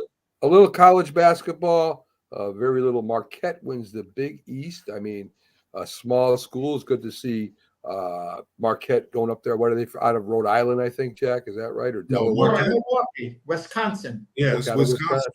So yeah. they won. That's they won. The guy that used to be at Texas and VMI. He's the head coach. There you go. See, Jim knows a lot about basketball, folks. Oh yeah. March Madness is going to start. The pools are going to start. One of the biggest events in college basketball. More money is spent in the pools than any other time in NBA or college. You guys all playing this year, or are you going to? Yes, but it's going to be a difficult year to pick who's going to win it because it's so volatile. It's volatile. I mean, you got a team that's mid-major. Houston is number 2 in the country. You got Kansas. You never know which Kansas team you're going to get. It's going to be interesting. Nobody's talking about Gonzaga this year, which is unusual, and they have struggled.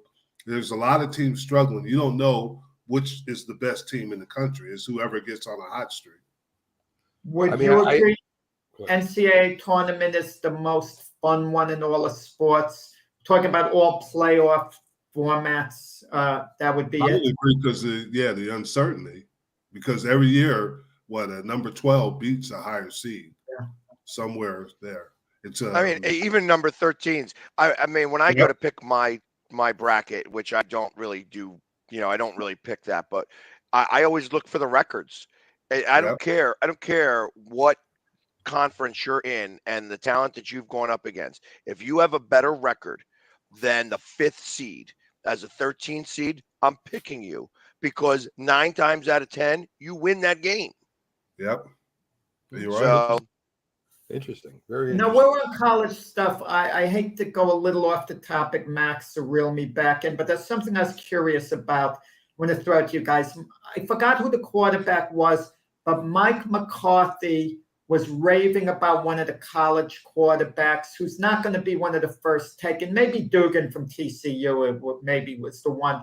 But why would Mike McCarthy go out of his way to praise someone who might even fall to the 3rd round? Because if I'm another team and I think highly of Mike McCarthy, I might feel if he loves this player so much that he's going to make a bold statement before the draft only on this one guy, I might move up just a little bit to take him. Not move up a lot, but just a little. It could be a difference maker. If you truly love this quarterback, keep your darn mouth shut.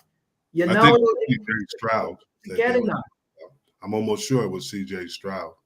No, it wasn't Stroud. Well, they've been talking a lot about him and Dugan. They like Dugan, but Dugan, shoot, you can get him in the 7th round.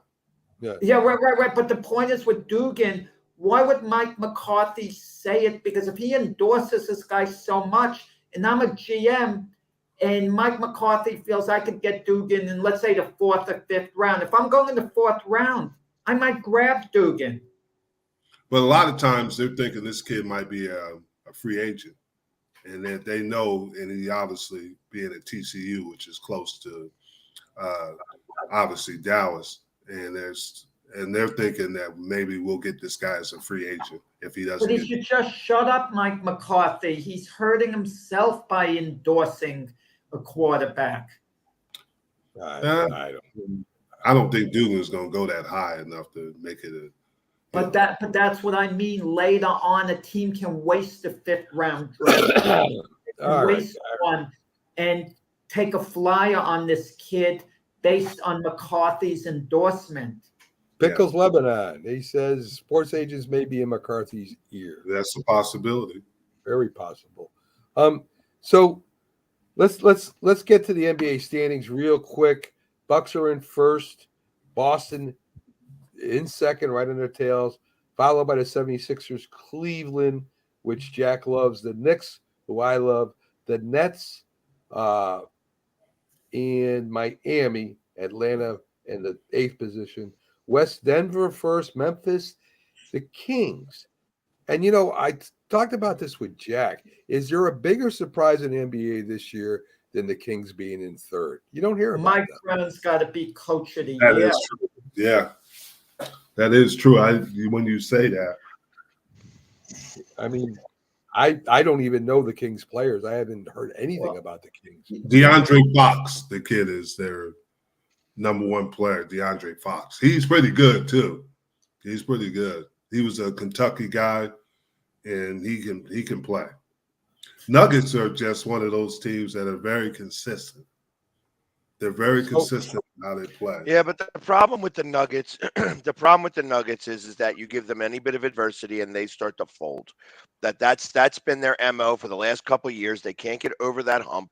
It's like anytime that they start to have a little bit of adversity, they start to interfight and bicker with each other. And I think that you can't get over that hump. When things are going great, everything goes great. When things aren't going great, they start to fight with each other, and it's a shame actually that it comes down to that. Yeah, I mean, this has got a little bit of the same problem. Yeah, the matchup right there in the West is the Suns when they got Durant. That is a matchup. And Booker, I mean, that's going to be a matchup nightmare. Yeah, you're 100% right. Pickle says the Kings can run with any team in the NBA. So, right Jack, you got to look at the players that are coming back, what type of difference they're going to make. Seth Curry coming back to the Warriors. He's been out. They're like gearing for the playoffs. And once the playoffs begin, the Warriors are defending champions. Won it a few times. They have the pedigree. They could win it again. Even Minnesota, they were my pick, the Timberwolves, to win it all in the beginning of the year. It's not looking good. But listen, they're a couple of games over 500. When Karl Anthony Towns comes back, that's going to be a big difference maker. Jack, so you got Cleveland in the East.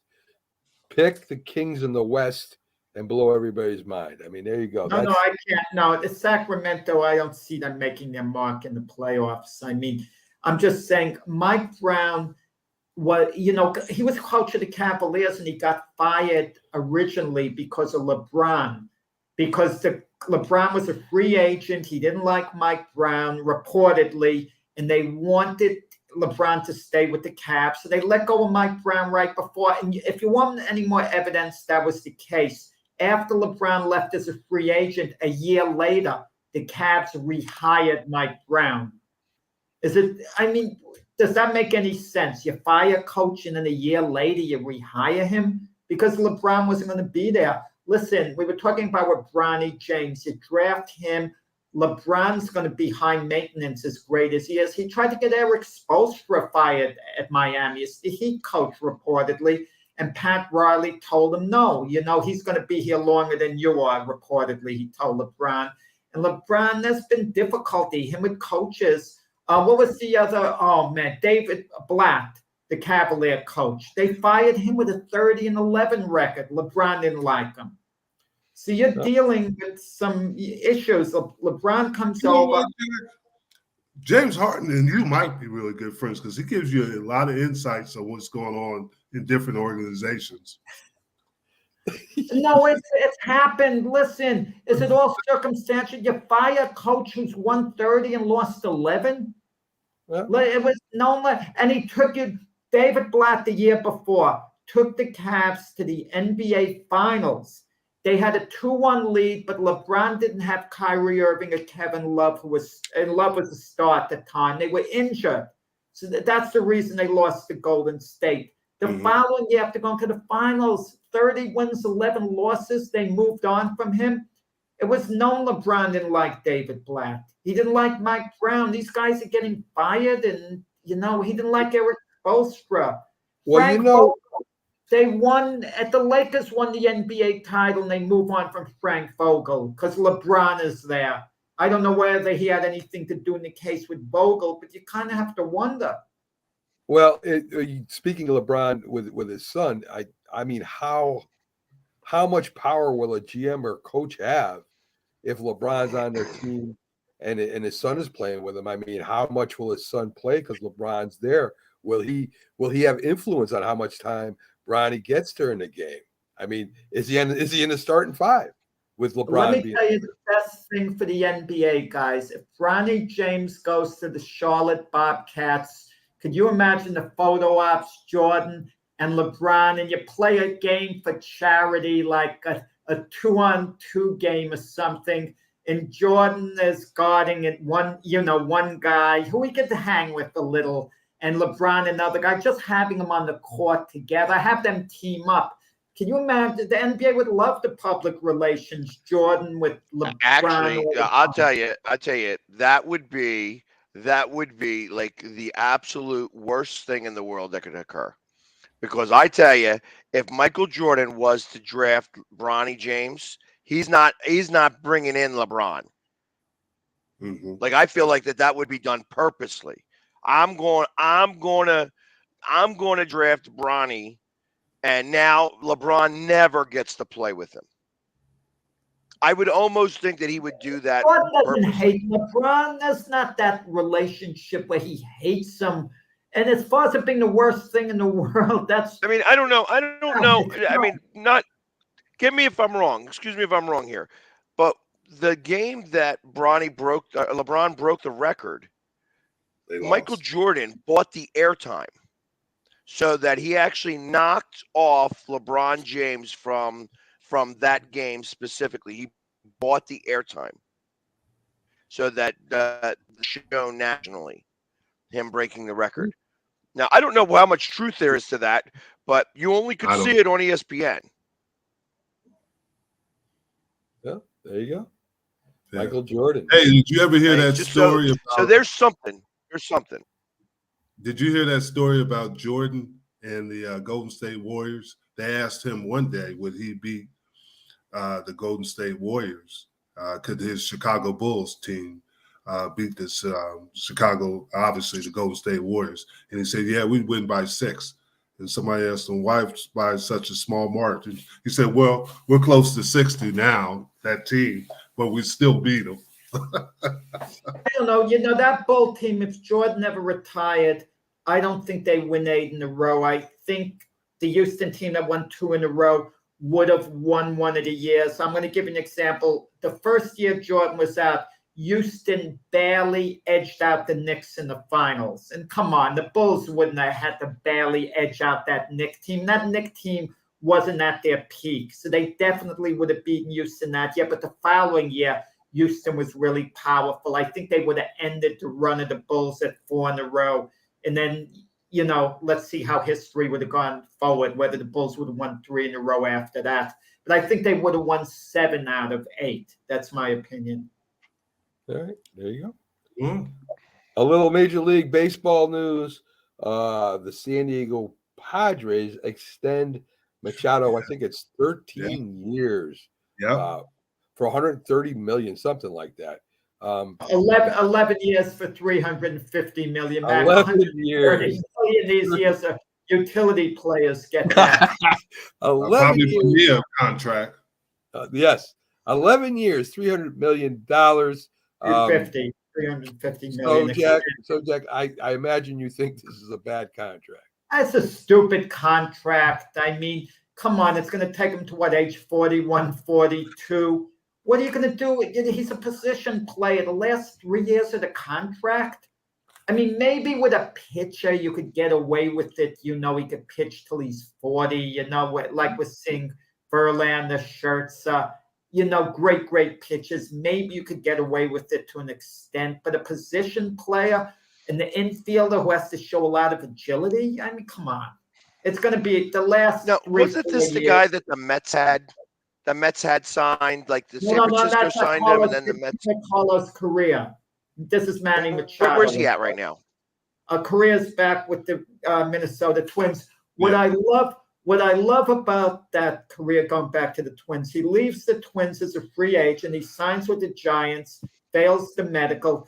Then he re-signs with the Mets, fails the medical. Now he's back in Minnesota, where he started in the beginning of free agency, and he's talking about how thrilled he is to be a Minnesota Twin. What was the issue, Jack, on the medical? We don't know exactly, but his knee. Yeah, his leg, some type of injury where the doctors feel as the years go by, it's going to get worse and worse and worse. Yeah, and if Steve Cohen, the Met owner, for all his money, would back away from that contract, wow, that tells you a lot. But the Twins signed him for 6 years, $200 million, with an option of something like $105 million for 4 years after that. So let's do a little soccer news, my favorite sport. Canadian Soccer League has been on the news. The president has resigned. Women are having issues with being paid. I don't think they were paid for the whole 2022 season. The men, they've been owed millions of dollars in incentives and stuff. So the president has, that's why the president resigns. Yeah. So I know Pags isn't a big Canadian fan. I know he follows soccer with his team. Pags, is there anything going on with your soccer team that you can report? Well, we had a game last night and lost to Miami, and Miami is owned by David Beckham. So we lost last night 2-0. This thing in Canada with the soccer team. So, the Canadian teams kind of took the page from the U.S. teams. Now, the problem is that, you got to get paid, and they haven't gotten paid, and that's the big deal. But, and where's the money? That's the problem. Where's the money at? Because the money's not there to pay them. So why haven't they gotten paid, and where did the money go?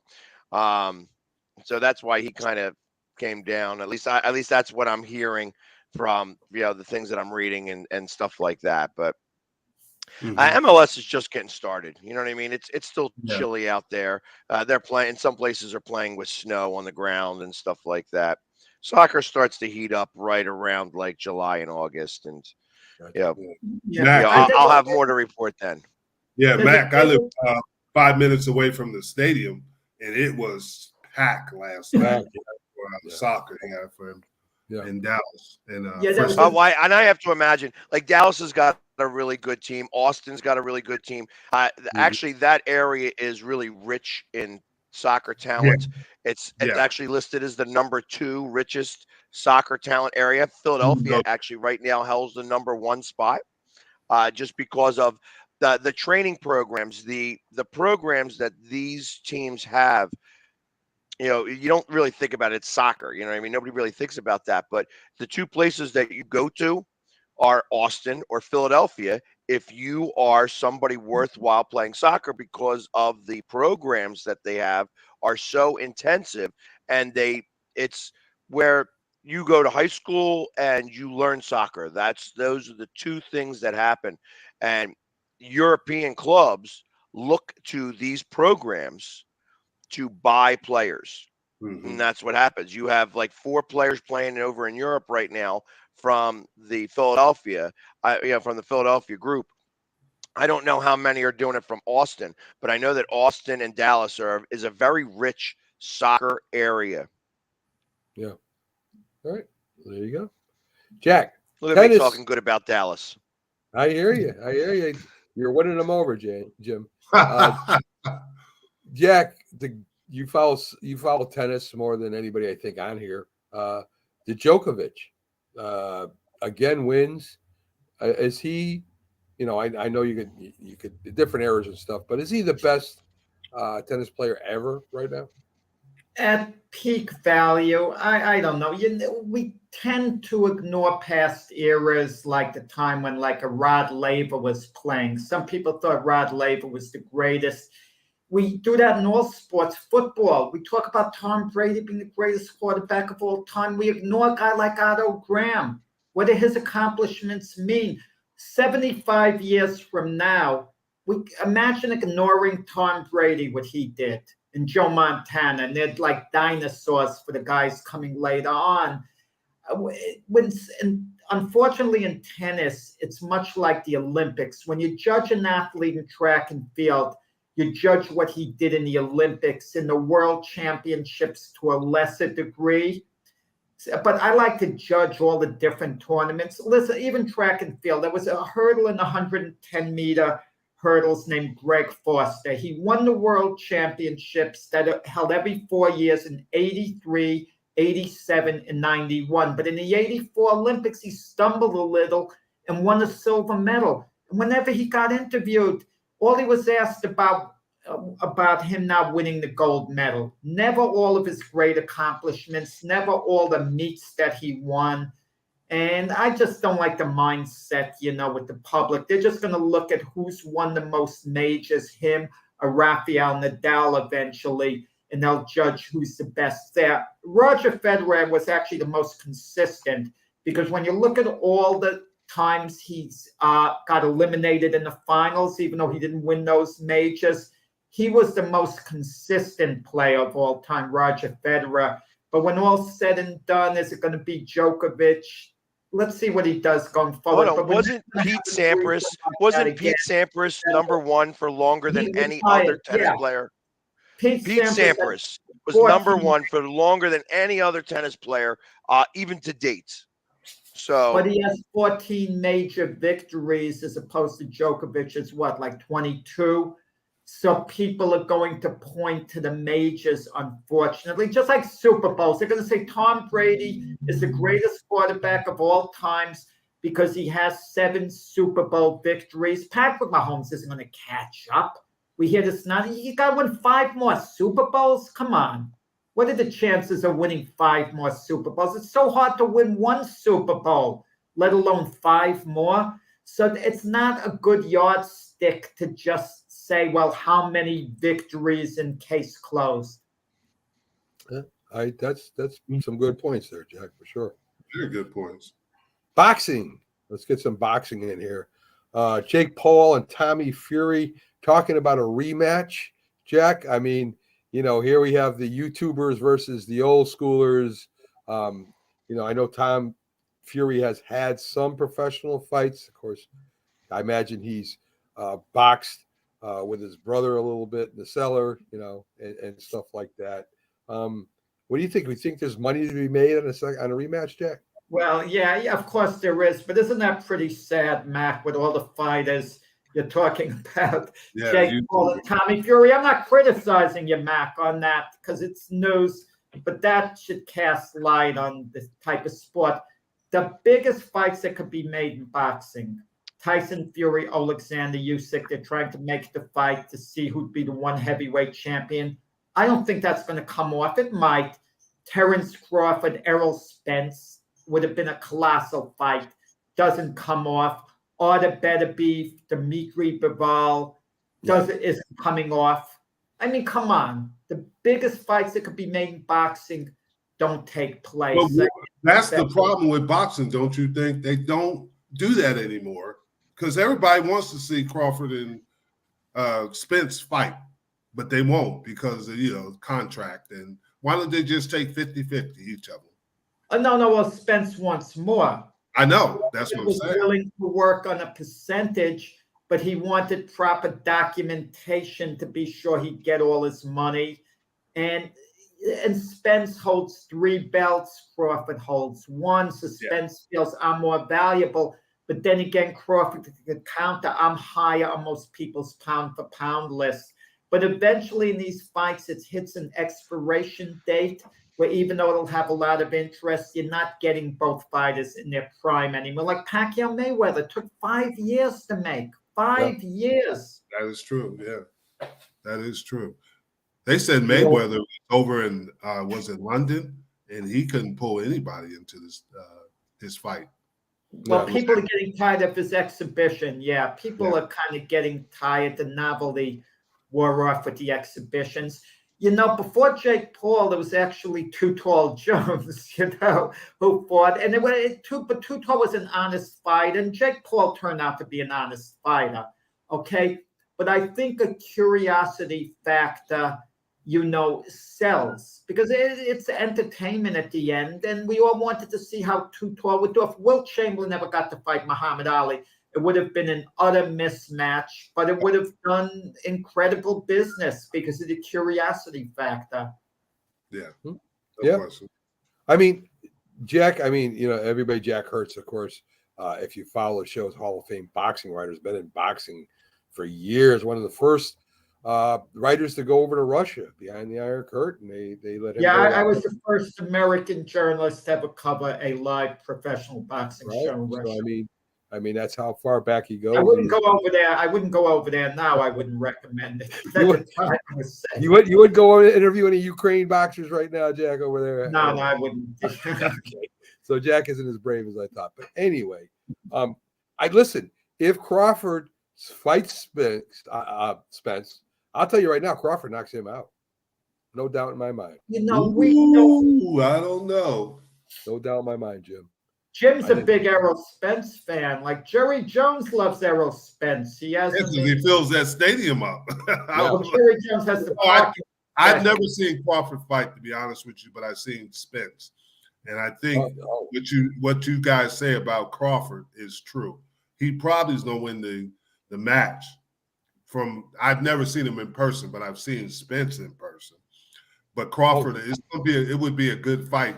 But as it goes on, I think the advantage is really the Crawford than Spence. Crawford's getting older. He's like around 36 now. I mean, it would favor Spence, I would think, if more time goes by. No, but you remember Spence had that bad accident in Dallas. Yeah. Where he didn't look good in his last fight. Against Ugas, he looked okay, I thought. Well, I mean, he won decisively. And Ugas had beaten Manny Pacquiao the fight before that. Now there's talk. Listen to this: Manny Pacquiao fighting Conor McGregor. There's all that. There was some of that talk going on. Oh my goodness! But no. And then there's another one: Manny Pacquiao against this fighter from England named Conor Benn. Conor Benn tested positive for having drugs in his system, and he can't get his license back in England. But boxing being what it is, the WBC, World Boxing Council, they're clearing him. They said he ate too many eggs. That's why things showed up in the system. That's the great part about boxing. You know what the wonderful part about boxing? Eat beans. I'm guilty of stuff. The guy could test positive for steroid use 10 times over, and he'll become a first ballot Hall of Fame, and no one gives a darn. Yeah. Jack, you talked about age. I don't think age is as big as it was at one time in boxing. You see Beterbiev. How old is he now? 36, 37. Yeah, he just destroys. He destroys people. Of course, we know George Foreman became heavyweight champion at 45 or something ridiculous like that. And it's not as big as a thing as it used to be. So, I ain't worried about Crawford getting older. Fighting Spence. I mean, YouTube Crawford if you can, Jim. And I know I've watched Crawford. I've watched Spence in person, but I've never watched Crawford in person. I've seen him fight, and I think he would beat Spence in a fight, but I don't think he'll knock him out. Yeah. We talked about that. He's talking about John Jones in the UFC. He's an interesting guy. Because to take 3 years off and do what he does and move up, gain 43 pounds. Didn't John Jones have some issues away from, the sport? Yes, drugs. And then he had that issue in Las Vegas. But Chandler Jones is his brother. Arthur Jones is his other brother. And they played in the NFL. And John Jones is the UFC champ. They said he might be the greatest ever. But we use that term lightly now, but he is pretty darn good. Not that many football players have succeeded at boxing who transitioned from football to boxing. Which isn't an insult. How many boxers could transition into football? I couldn't imagine that for the life of me. But wouldn't it be a lot easier to transition to the UFC, a mixed martial arts? Well, Herschel Walker did that. Yeah. Right? Didn't he? He transferred into the UFC, and he won. Did he do it successfully? He won. He never lost a match. Yeah, he never lost a match. But it is tough now because of all the martial arts and all. You have to have wrestling skills. You have to have boxing skills, and then obviously the things that go into it. It's not easy being a UFC fighter.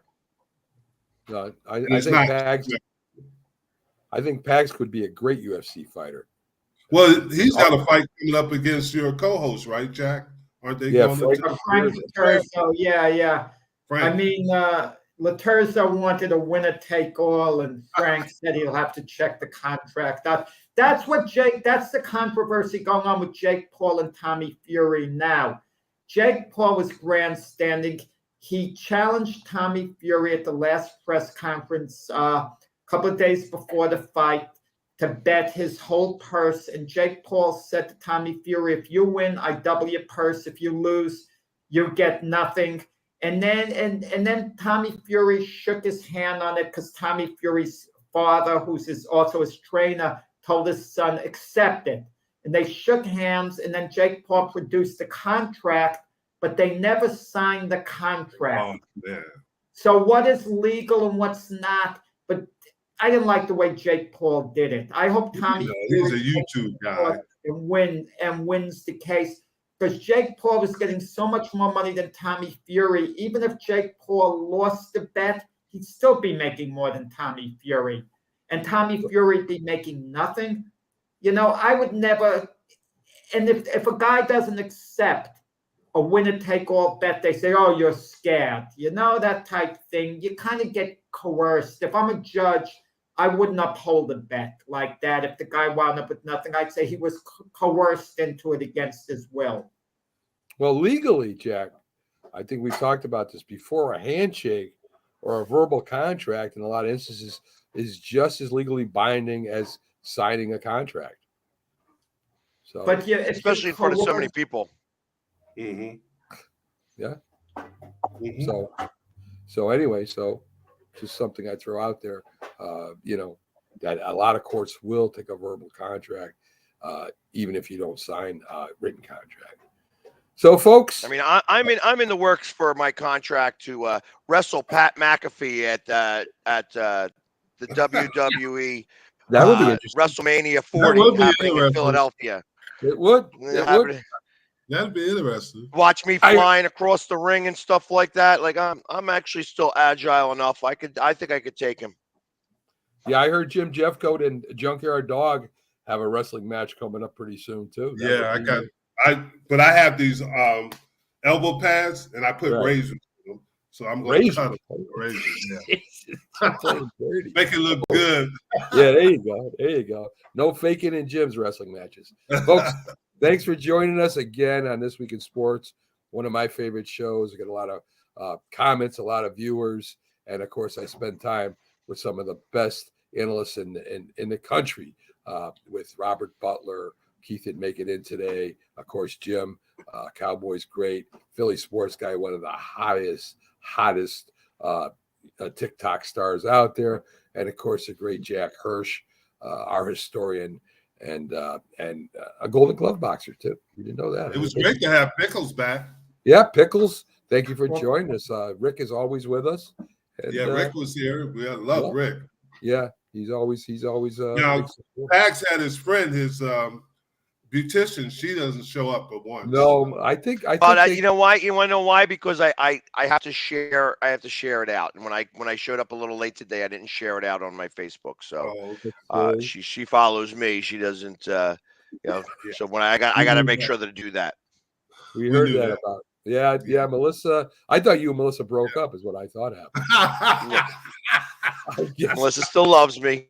Okay, all right, good. I was worried about that. We don't. We don't want to come between you. She brought a little light to the program. She did. I heard she's crushing on Jack a little bit. So Pags, if you break up with her, she just loves his attire. What happened, Jack? I wouldn't be surprised. All right, folks. Thanks for joining us. Have a great Sunday. Jack, Monday night, Glove Fist. Jim, J&B Talking Shop, Wednesday nights with Byron Williams. Oh, I forgot. Frank Laterzo with Jack Hirsch on that show. And, of course, the Philly sports guy. Tune on TikTok, Instagram, Facebook. He's everywhere. He's got the arm wrestling thing coming up, Pags. Oh, yeah. When's that coming up? Next Saturday, I'm going to be doing arm wrestling. So he'll be broadcasting that again. check out our Roku channel. You get to see him up live, big on the screen. He'll have all his different cameras set up again. Does a great job at Winter Blast. So check that out. Roku. Check out a Roku. We want you to look at it at Roku. Up to 2,700 viewers right now, so we're doing pretty good. And anybody going over there will help us, be able to do these things all the time. So thank you for joining us. That's it. Me and Jack back on Thursday. Have a great Sunday, folks. Take care. Great Sunday, everybody.